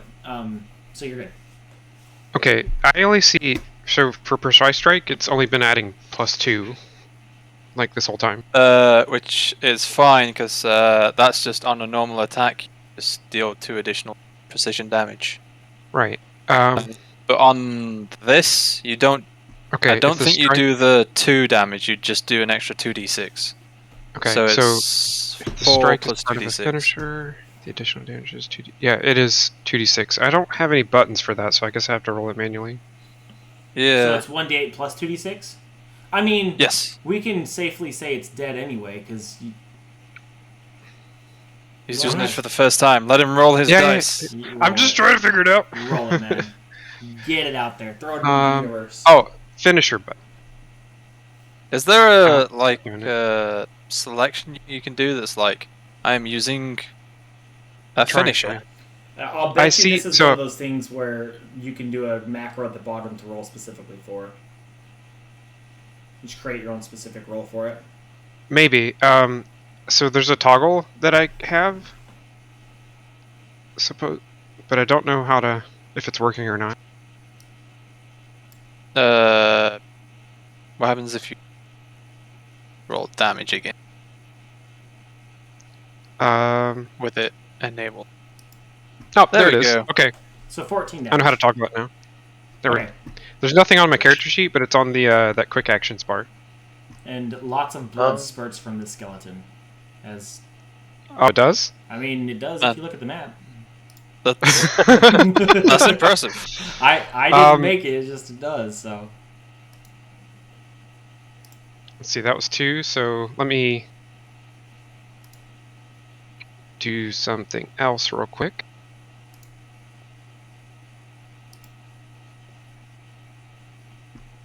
Stop it.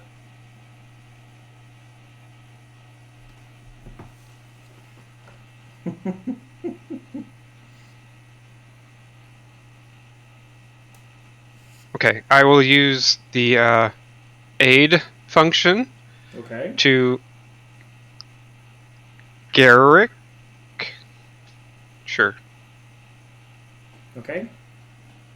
Garrick, you have. Or been sorry, aided. the one for all action, and designate that Garrick to aid him. Okay. So drop aid onto Garrick. Boom. You have aid. You have. The I think he aid. needs to roll, right? Does he? Oh, Let's see. Ah. Use the Precisely aid the right action. words of encouraging you bolster an ally's efforts. Designate an ally within 30 feet. This action counts as Oh. sufficient preparation to aid the ally. Yeah, and I roll a diplomacy check to see if it gives me panache. Is that correct? Yeah. If your swashbuckler style is wit and your diplomacy check to add your diplomacy check to add. This class is a little confusing for me. I apologize, guys. No, It's like you trying to do learn. have to roll a diplomacy check to see if the aid meets or exceeds a very hard DC. Yeah, just roll a diplomacy check. It's not. Oh no! Ah! I take a -1 penalty.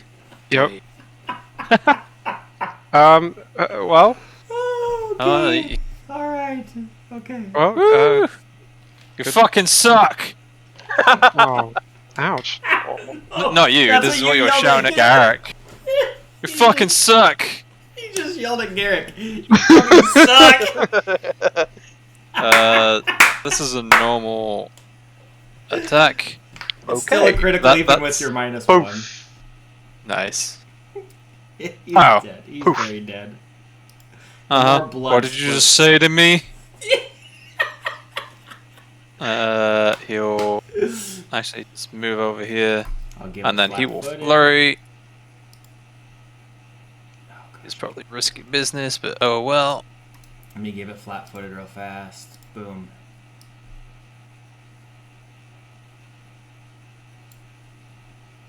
That will do damage to him too. Boom! Nearly made damage. Easy. How? And just like that, we are out of combat. Well, that Ba-da-dum. was interesting. Ba-da-dum. You did it. Shall Congratulations.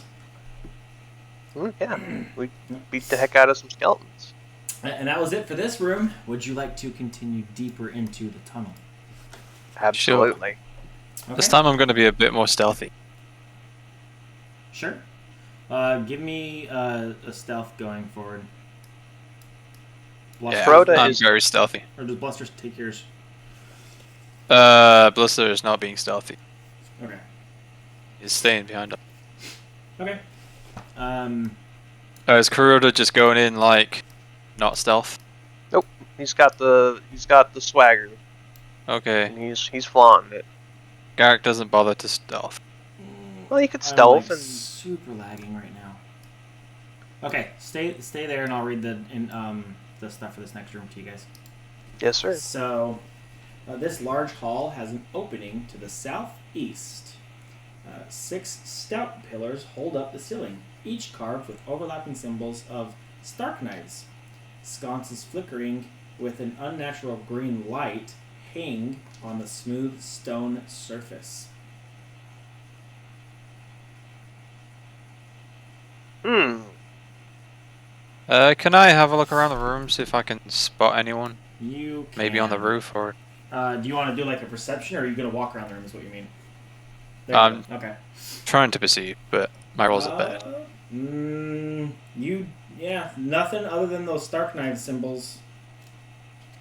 Corona will take a look around specifically for traps because Okay. obviously they have people in here, or well, enemy creatures that want to kill him, and then just having an empty room for that doesn't seem Go ahead and Yeah. roll me a perception check then. perception. In fact, if everybody wants to roll too, I guess I say everybody. If Brash wants to roll as well, Kuroda,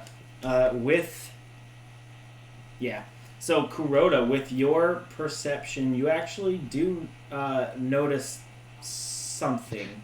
It's not visual per se, but you just kind of there's a perception, you feel it. You just kind of feel it, and it's not like a physical feeling, but like a mental note kind of. And what you pick up on is that there's like magical energies kind of reverberating in between the pillars, and that this particular area here does in fact have a trap. Do not walk between the pillars, my friends, otherwise you could get got. All the pillars? All of the pillars, as far as I'm aware. It just feels wrong. Now you feel. I can't really. Or just specifically this one in the center. It's this area here. So between Gotcha. like here, kind of feeling like a maybe no go is all it is. Yeah. Essentially that. Yeah, pretty much. Gotcha. Yeah. So you kind of feel it. You're like, probably don't go there. But outside of that, you feel like you're pretty safe. With that Gotcha. perception, you're confident. Cool. Is there anything? Well, is anything else in the room, or is it just these pillars with the star knives on them? Outside of that is everything in this room. Oh, okay. He'll just avoid the center of the pillars and Cool. scoot around the edge like this. And you all do. So heading into this last little room here, I will read. Let me move.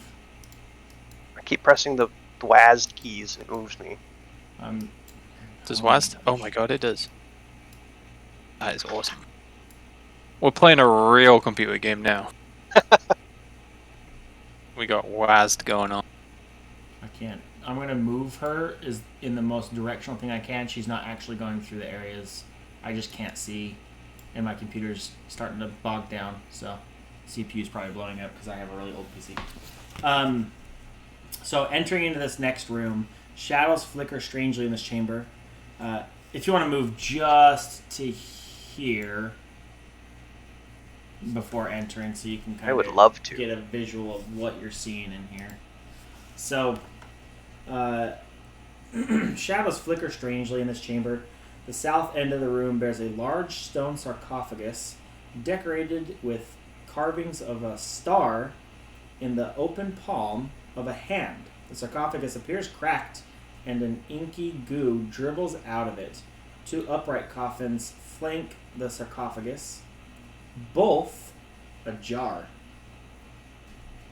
And you can see inside bodies.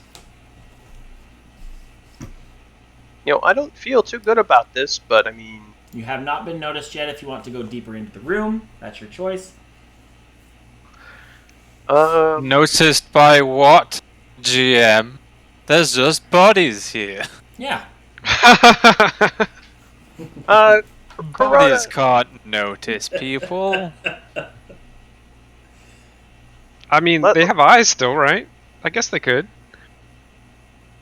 by Chaldira's name, it's time to do something stupid. All right. Bring in your characters. Place them somewhere up in this vicinity where you would be in relation to Kuroda, and we'll Oh. go from there. Can I take a check around, see if there are, I guess, any traps or any... Sure. Something feels hinky. Yeah, give me a perception check. Nice.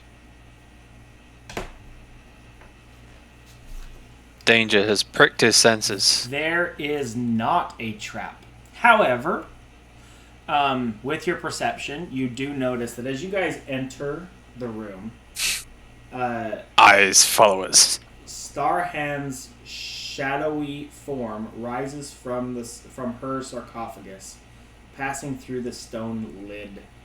And then the zombies lumber forth from their sarcophagus, or from their open coffins.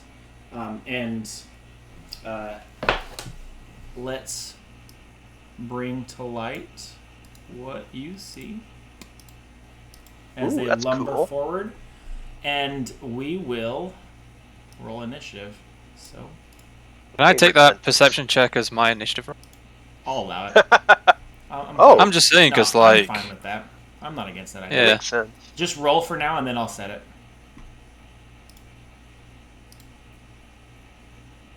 I mean, I would have said it if it was low, because basically it's essentially what perception initiative is seeing your enemies Yeah, doing stuff. I'm fine with it. I'll allow it. I'm cool with that. Okay. So, Brash, do you want me to just set yours to last? Yeah. Okay. Is that better this way? It doesn't matter. I mean, he's got to set it anyway. Yeah. Boom. See? Okay. Okay. With this, I however, thought there was a boundary limitation. yours was 27. Right? That was the roll. I'm not making that up. Yep. Yes. 20. Was it? Yes, it was. Remember it It being was one 21. above the. No, It's that's 27. the roll. You asked me to roll. Yeah, where did It's above the Oh, after there it you. is. Okay, yeah, okay. He put the after. I was like, what the heck? I swear I saw 27. I'm not making this up. Yeah, good. I was like, I swear I saw 27. All right. So let's begin the encounter. Garak, you do have the option to go, or the opportunity, not option, to go first.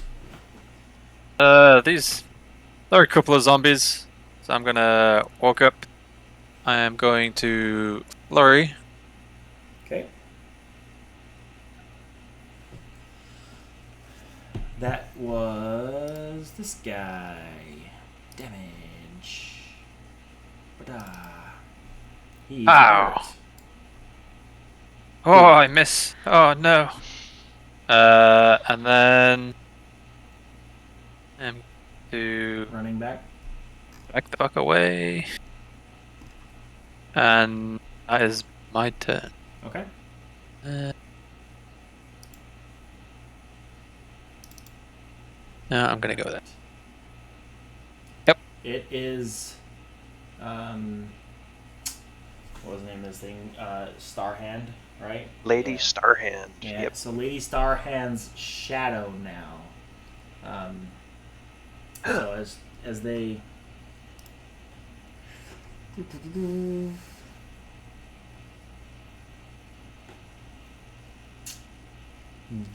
She will.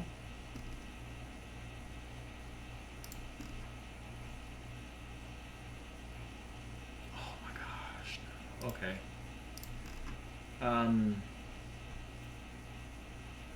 She is going to. Let me put this up so I can read it fully. He's doing things. Bad things, I think. Yeah, she is going to disappear from your view. Hmm. Love it. Yep, she disappears from your view. Okay. Asterapy. What would you guys think Asterapy would do? Probably just ray of frost. Ray of Frost? Alright, do you want Or to produce flame, I don't know. Or produce flame? We could produce flame. I think produce flame is 30 feet. Ah, It's It is 30 but feet. that's yeah. That's 45. So Ray So, of Frost Ray of does have 120. So if you want to Ray of Frost, we can Ray of Frost the near-death zombie and maybe get a kill out of it. That makes the would most make sense. sense. Okay, we'll do that then. So here's the Ray of Frost. Here's the attack. Yeah, Go it hits. We Starpy. did it. yeah! Damage. Yeah. Oh, Can't sorry. see it, I should, but yeah. I should undo these so they're not private. My apologies. Rah. The zombie does take 11 damage and is defeated. Dead. Really? If I had rolled like one higher on my damage, I would have killed it. It is fine.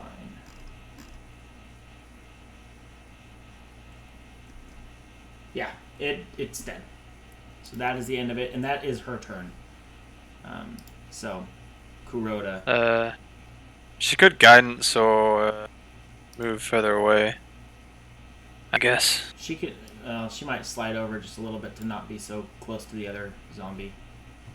Yeah. Put something between her. Okay. Kuroda, you're up. Am I gonna be stupid? I shouldn't be. Nah. I can't do anything this turn though if I don't be stupid. Well, I think you need to grab something that has a little more range than a dagger. Yeah, You need javelins, my friend. yeah. It's what I had available at the start, and I hadn't thought about anything else. I'm just gonna intermittently parry and call it a day. You can ready an attack action. Oh, okay, yeah. I'll ready an attack action for if the shadow shows up. Okay. Just the shadow? So the Okay. trigger then is that when the shadow shows up near you. Yeah, it has to be within his range. Yeah. Okay. Then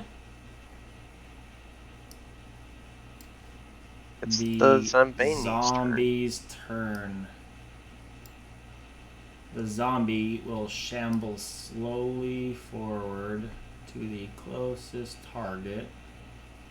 Of course, it's Brash again. Sorry, Brash. It's Yeah! not that I don't like you, Brash. It's just you're always the closest target. By technicality, it's not. I promise, it's not personal, brother. I swear. And then it's going to. Wait, it still has an action? It doesn't say Damn, it I only didn't. has one action. I didn't realize zombies moved fast. Damn.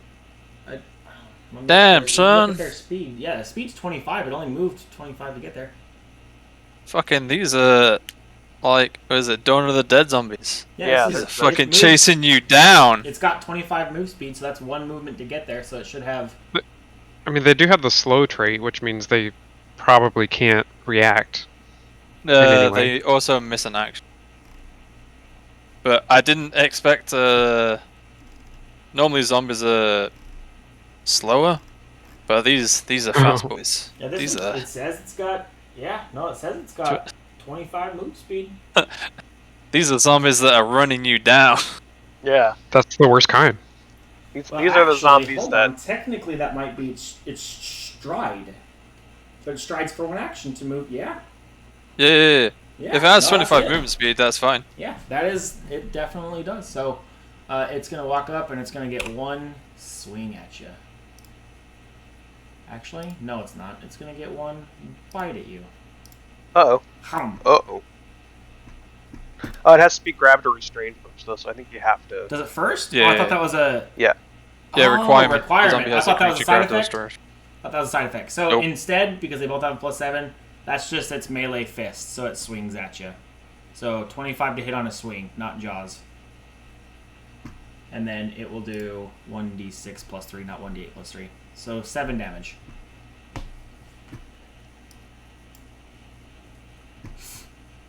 And that's its whole turn. The next zombie didn't get to play. Brash, you're up. Sounds like somebody else we know. Brash gets to play. He's right here. Yeah, that's true. I usually at least get one turn in before I'm downed. It's true. It's only a zombie. He's fine.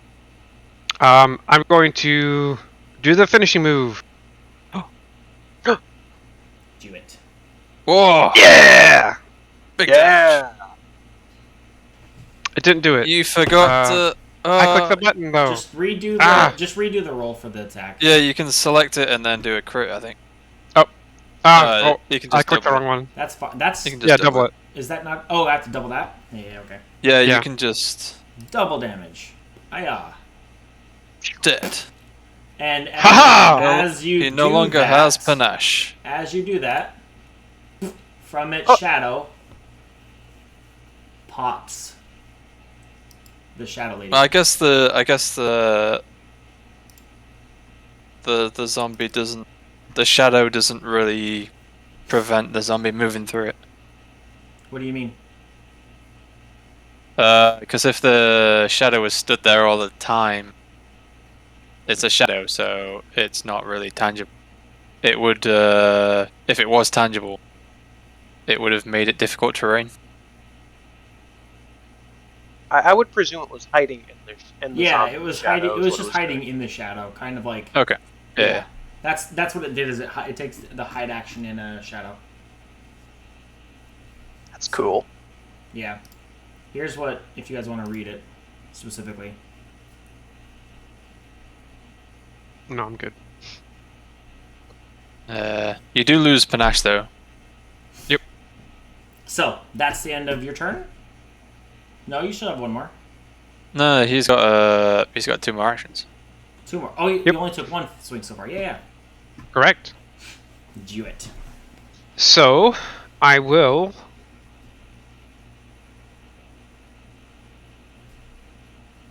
attempt to demoralize as a braggart. He's going to try to instill fear into the shadow. Yeah. What do you say to him?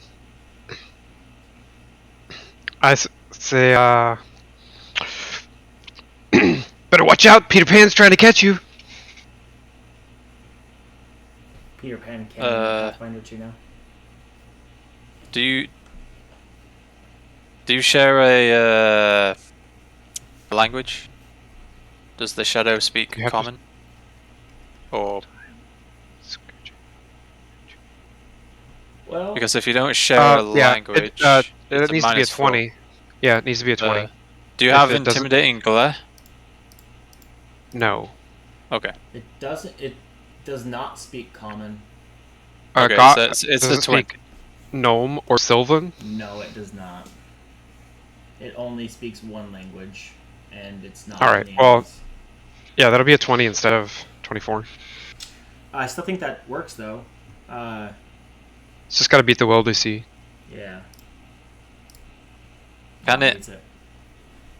The will DC is not a roll. It's It's a not its roll. Okay. It's flat. It's 10 plus will. okay. It does. It passes then. You can see the plus Okay. 12 there. So 22. Well, it will Okay, it'll have a 22 then. have a 22. Yeah. See how it says It has a will, 22 will will DC DC. 22? It already calculated it in there. We don't see that. Oh. Yeah, we just see shoot. will saving throw 20. Yeah. Yeah, good. whenever That's we it. see your rolls, we don't see any modifiers or anything, or what you rolled. Just see Oh, the end number. I was just looking based off of Brash's stuff. I don't know what Brash sees, but I see. Let me see. Oh yeah, nope. It only shows target shadow results success. I see. Yeah. No, it does not work. All right. Well, since that doesn't work, clearly it doesn't know who Peter Pan is. I will hide behind Kuroda. I will hide behind fucking everyone. You can't move that far. You no longer have panache. Is the panache related to movement? Yes. Oh wait, you might have actually. I have another Okay. thing. Hold on. What was it called? Yeah, panache gives you a base of 5, and then you get an extra bonus to when you have panache. So I think, I think that's fine actually, because I think gnome's base is 25. It is 25. Okay, that makes sense. Then That works. I have a base movement of 30 without panache. Yes, because you get 5 from panache from the. Yeah, there's a base 5, and then it adds 5 when you have panache. it's fine. It is Garrick's turn. Anyway, he is in the corner. Damn it. I am going to hunt prey. I'm gonna run on over, and I'm just gonna try and hit it. Success. For 11 Nice. damage. What kind of damage is it? It is probably I'd go with slashing first. Okay, that's fine. Ooh. Ooh, slow down. Damage. And damage. Okay. Is that it? That is my turn, yeah. Okay. It is the Shadow's turn. This is gonna hurt. Well, maybe. The Shadow is going to make one attack at you. Missing. Yeah! And then make a second attack at you. Yeah! Missing. And then with its final attack, or not attack. It's gonna run away.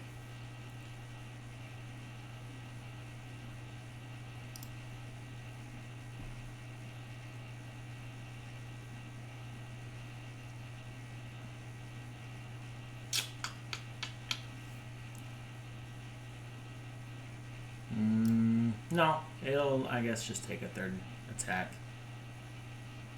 It's just gonna stand there and take it. Yeah, there's not much it can do.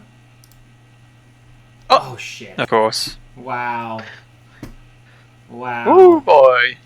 For only 16 damage, however, Not much it can do. Wink. so it hit you. It's going to, as a passive, pull a living shadow out of you. Oh, And so great. it's literally ripping off your shadow. But only if it That has requires an level action. 3. Oh. Yeah. Does it? It says it's Yep. a passive. Or that requires a... It says shadow spawn. When a creature's shadow is pulled free. Oh, it can't pull it free. Is what it's saying. Right? Whatever you've linked, that requires an action. This is the one I was looking at. But this one requires you to actually pull the shadow first as an action. And then it spawns it as a passive? I'm confused. I guess you can spend an action to steal the shadow. Yeah, Which so You have to then- hit it first. The shadow hit a living creature with a shadow hand strike on its previous action. So the next On its action previous is- action, yeah. Which means, because Yeah. it took you 3 actions, Yeah. you can no longer do it. Okay.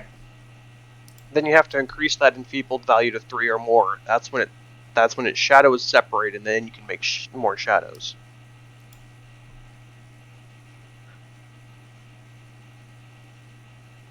Kuroda's gonna step up.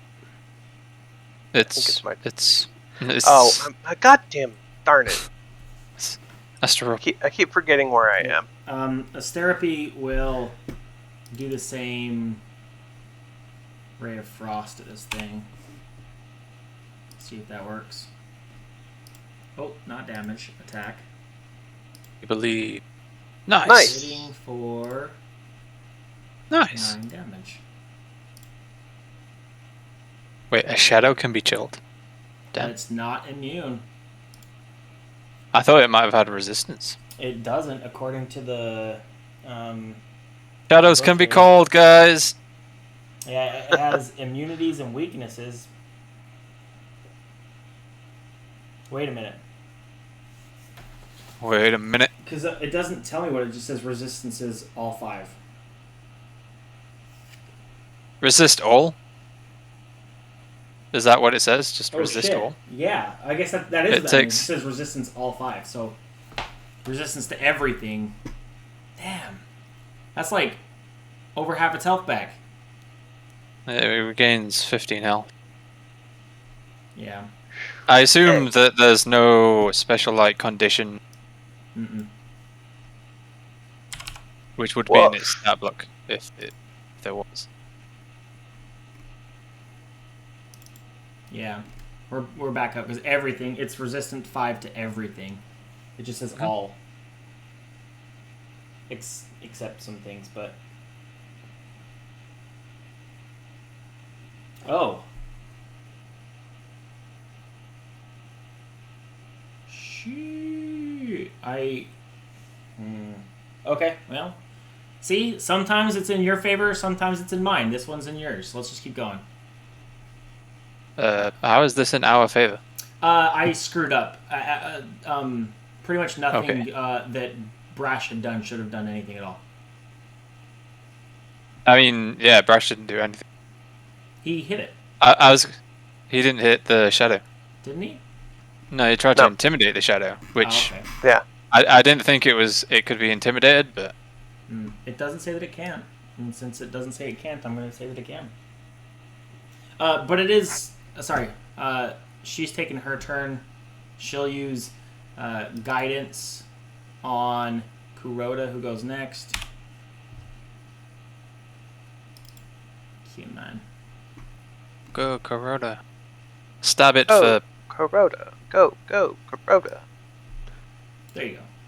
Your Woo. guidance. And that's her turn. Kuroda. It's okay.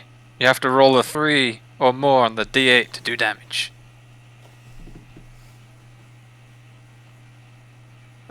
B-dabby. We're gonna strike it. With the snagging strike first. Do-do-do-do. Snagging strike it. Nice. That will hit. I did 1 A damage. mighty 1 damage.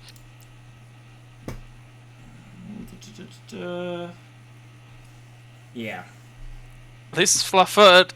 It is a magical Yeah. thing, right? Making sure of that too. Yeah, we all have magical weapons. Yeah, there you go. Well, I don't think that Brash is using a magical one. Are you, Brash? You're a chain? No. Yeah, that's what I was going Oh. to say. Brash does not have magical weapons. Oh. So. The spark blade would be really useful right now. I think. The spark blade's in the loot. Yeah, but don't. What else you I want to think- Become dueling parry.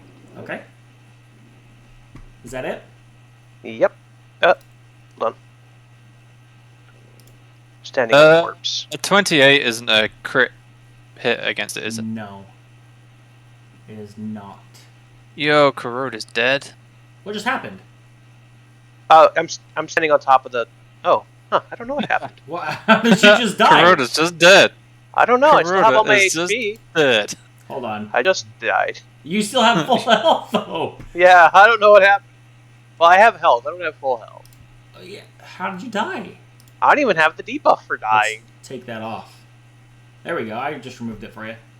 Okay, I I'll think I know stand what right happened. here so that doesn't I'm lagging happen really again. bad, so I had right-clicked on the zombie chandler to Ah. remove him from, Yeah. from the tracker, and instead it clicked the "You died" button. Even though I could clearly see the "Remove it from tracker" button. Anyway, I guess, yeah, you can go back there.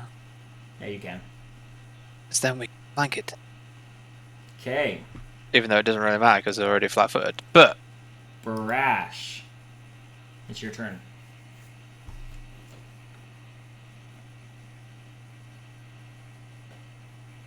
Okay.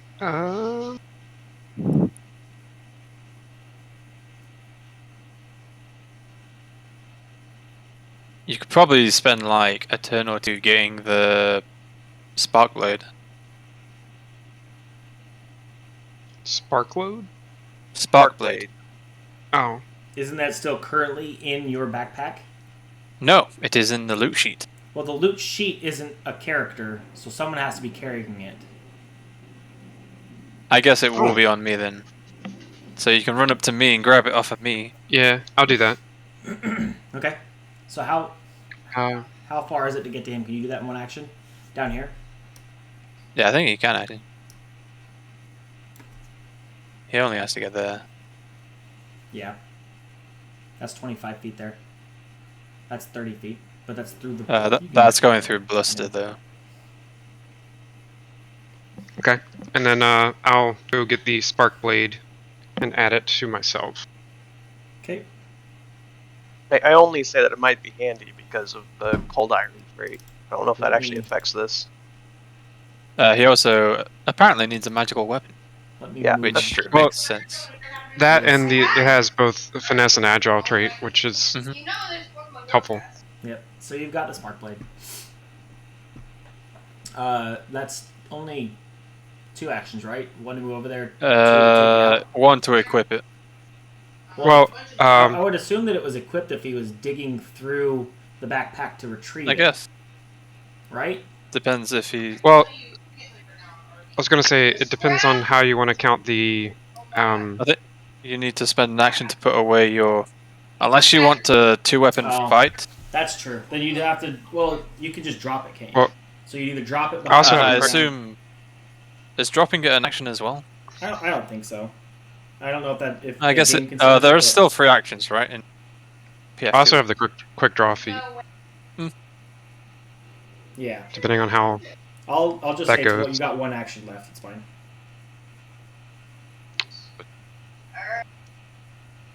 Let's say you dropped your chain, got the spark Yeah. blade. It's in your hand. Yep. How do you want to do it? Yeah, You got 1 action on left. my sheet, dropping thing was a free action. Yeah. Yeah. So you've got 1 action.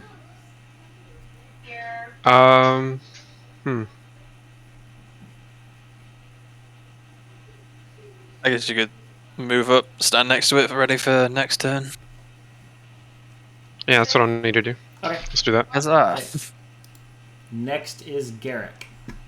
It's me. I'm gonna go up, and I am gonna. Is it flat-footed? It's going to It be should be. there yet, and it's flat-footed. I think it's also flat-footed from the snag, Rhoda. right? Yeah. But it doesn't. Okay. Let's go. Ooh. That was my normal attack, Okay. and then I'm gonna flurry. Miss. Good. Critical miss. Wow. Those are some 6, a 6, and a natural 2. Is that it? Smite it. Yep. Okay. Now I'm not. So this is where it gets less fun, because now I have to pick somebody who looks like the easiest target. Roll. Roll a I D3, mean, yeah. if you're going roll for it. the You know what? easiest, Let's do that. No, unfortunately, that would be brash.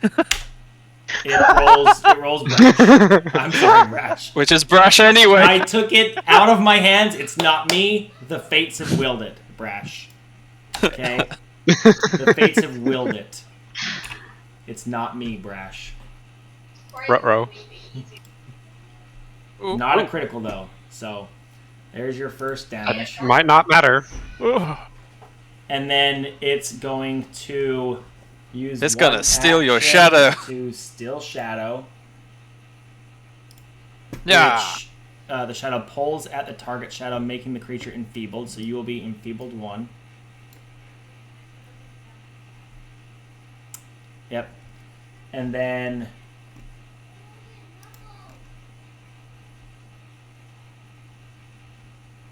so I have to get you to enfeebled 4 before I can actually pull out the shadow. Is that how I read that? 3 or more. So you 3 have to or get more. him to enfeeble 3 So to begin that. then it'll just take the second attack action on you. Actually, no. With its last. Uh-oh. Hold on. I have to read something.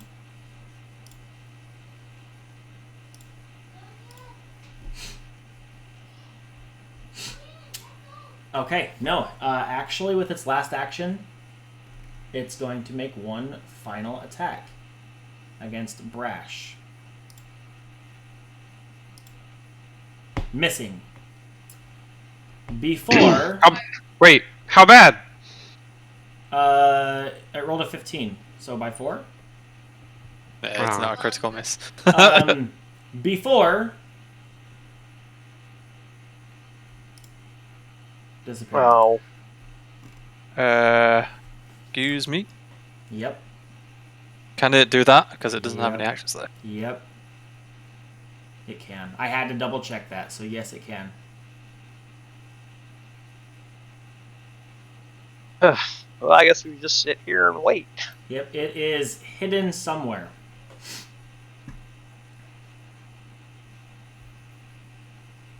So, Asterapy. I think it still needs to do the hide action. I assume Uh, you're using Slinking Shadows, right? It still needs to use an action to hide in the creature's shadow. Does it? Because that's what. Slink into Shadows is that it disappears. I think that's what it can. That's what it can do. I think. It doesn't say it takes the hide action. It says the shadow can hide. And it specifically says it's not an action, it's a passive. Yeah, which means that it can... Like, if... That would be a free action if it could just... So here's my question. It needs to actually use a hide action, but it can, like... Normally, when you hide, you have to obviously be behind something. But if the shadow hides... It can do it while it's in a creature's... It can hide while it's in a creature's shadow. But you still need to do the hide action. Okay, because that would have been... If that's how that reads, that's what my final action would have been on this creature. I interpreted it as... The Slink into Shadows, it can do as a passive. But if that's the case... No, because that would be dumb as absolute fuck. Yeah, that's why I was confused by it. So its final action will just be to hide.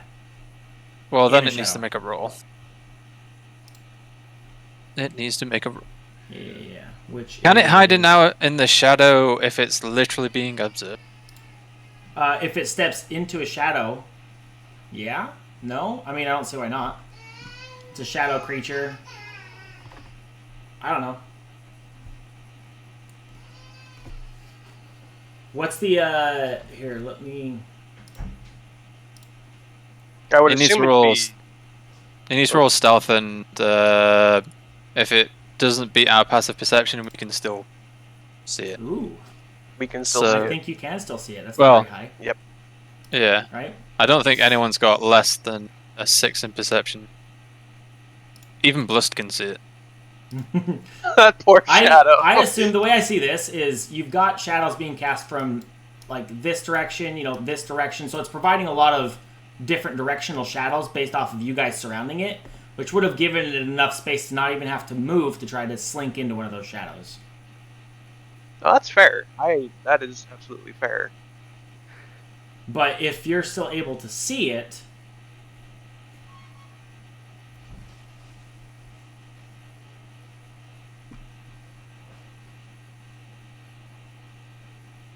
okay, either way, whatever. Go ahead. We're running over time anyway, so this therapy will try to shoot it with another ray of frost.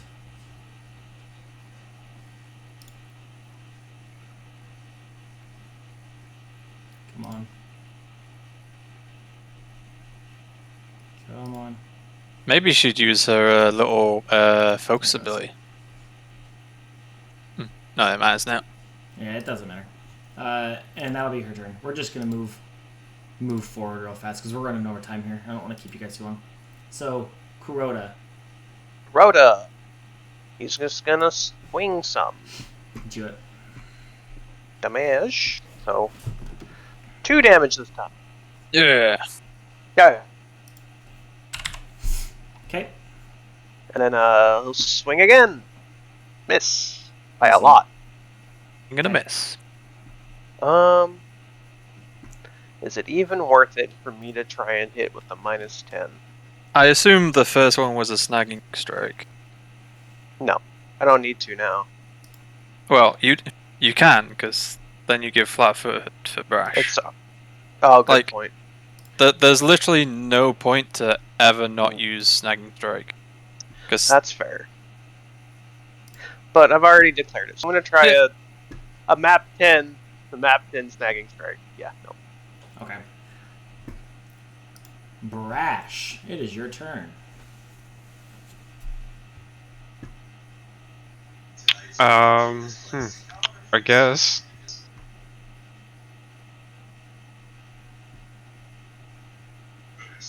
So, Stabbing. I have the Spark Grade equipped. Yep, it's stabbing time. Do it. Just want to make sure.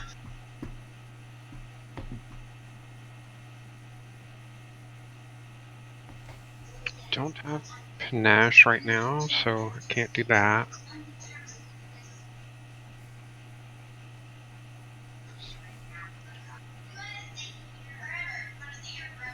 Don't really see a way to do it. Get it back. right now, so Yeah, unfortunately, will- you can't tumble through it. right.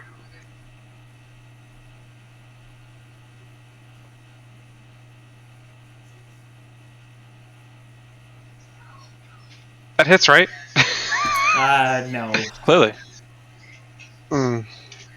I could try again, right? Yep. Yeah. You can try as many times as you want.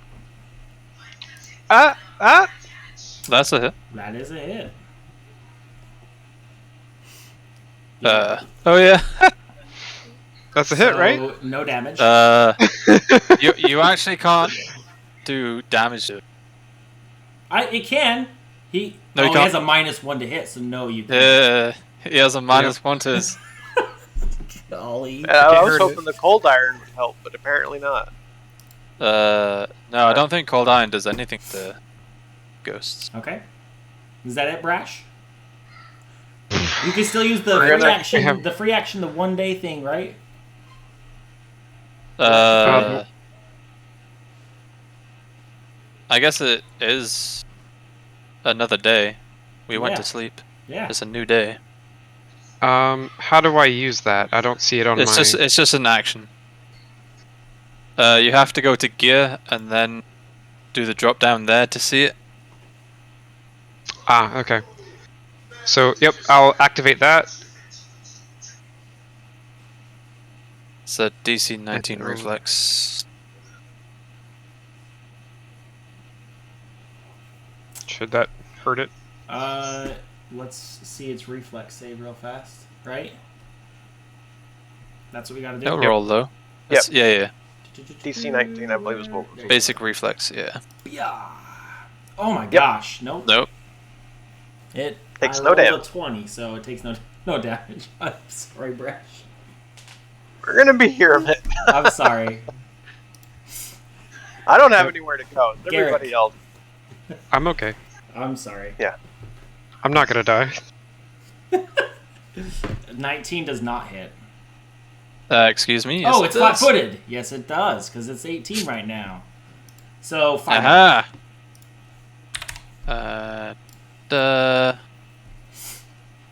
Screw it. We're going full out, No. and then finally a flurry. Nope. No. Okay. Nope. What? No. That doesn't hit either. Okay. Is that it? Yep. Spicy meatball.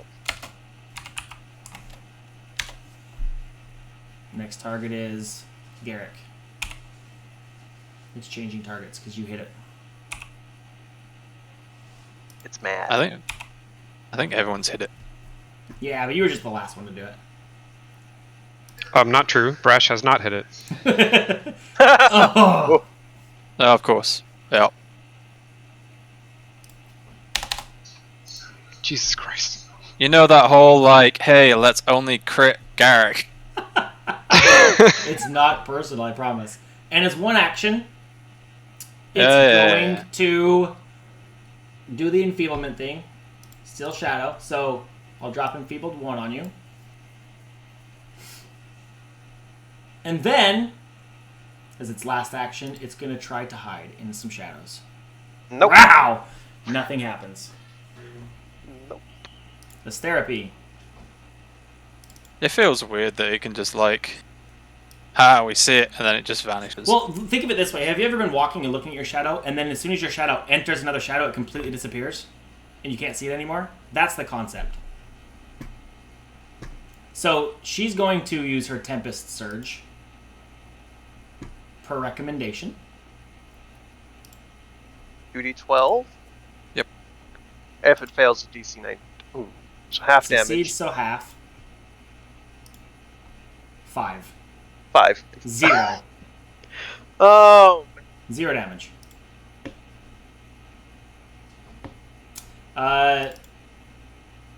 Then she'll use guidance on Kuroda's next. She want it. I can't have it again. Oh, Not you for another yeah. hour. Oh, okay. Then it's gonna go to you, Garrick. Have some guidance, and that's her turn. Kuroda, your turn. Kuroda is gonna start with a snagging strike. And 9 rings toward that son of a gun. And then he's gonna try and snagging strike again. Hey, there it is. Damage, 2 whole damage. It is now flat-footed, so I might as well. Alright, that's all for me. Which is 2 damage in total to this thing? Yep. Got it. It's in there. Man, that resist all 5 is nasty. Yeah, I would have thought it would have had, unless you do this. But I guess it's just, nope. On to Brash. At least it's flat-footed for Brash now, too. Yep. It's flat-footed for Brash too. So, Brash, it's your turn. What would you like to do? I will attempt to attack it again, I guess. Do it. Oops, wrong button. Ooh, you're right. If you get that extra damage in there, that 2d6. He doesn't have to Oh, smash no, yet, though. you can't. Oh, okay. My I bad. don't really have a method to get panache right now. Okay. Hold on. I guess I could try to intimidate again. Let's do that. Okay. Let's do it. Nat 20, here we go. So, what does it roll? It's a, It doesn't roll anything. No? Okay. No, it does not fear it. Or whatever. Demoralize it. So, that was unsuccessful. What do you want to do now?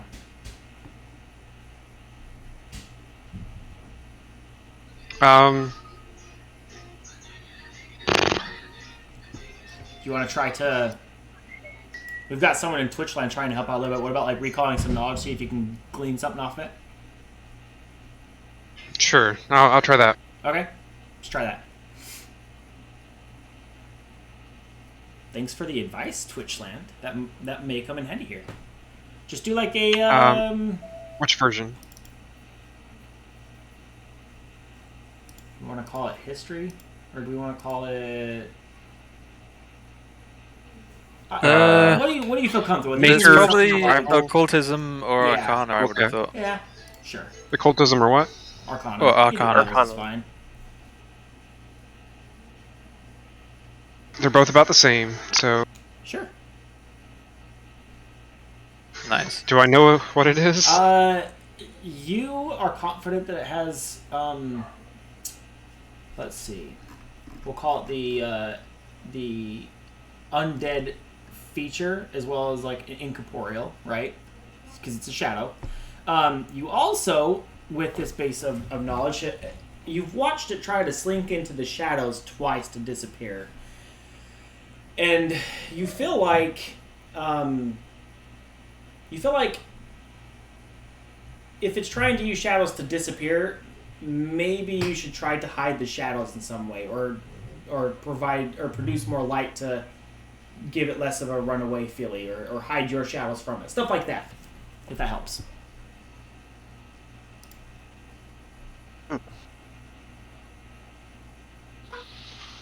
Here we go. Let's do it again. I say that out loud. Maybe we need Woo! some light. Yeah! Okay, hold on. Good So God this is almighty. minus 27. 5 to 27, and then not half. Minus So it's just 27, right? 20. I think it'd be 20. No, because it's already calculated the enfeeble. Yeah, and it's a magical weapon, so Yeah. it's not like it's immune to it or anything. Yeah. So it's just 27 damage. It's Okay. 27. So Brash screams Garrick out. is just like, fuck, can we just get this over with? Whack. Yeah, Brash screams out. Let's use some light, and Garrick's like, nah, Garrett let's just finish this. slices it right down the middle, and you watch as like the shadow tears and rips and then dissipates. You know, that would have been great advice to begin with. I thought we all knew that. It was a shadow. Yeah. It was spooky, scary Shadow Man. Oh, why didn't you get your, torch out? Why didn't you? He kind of holds out 2 weapons. That's fair.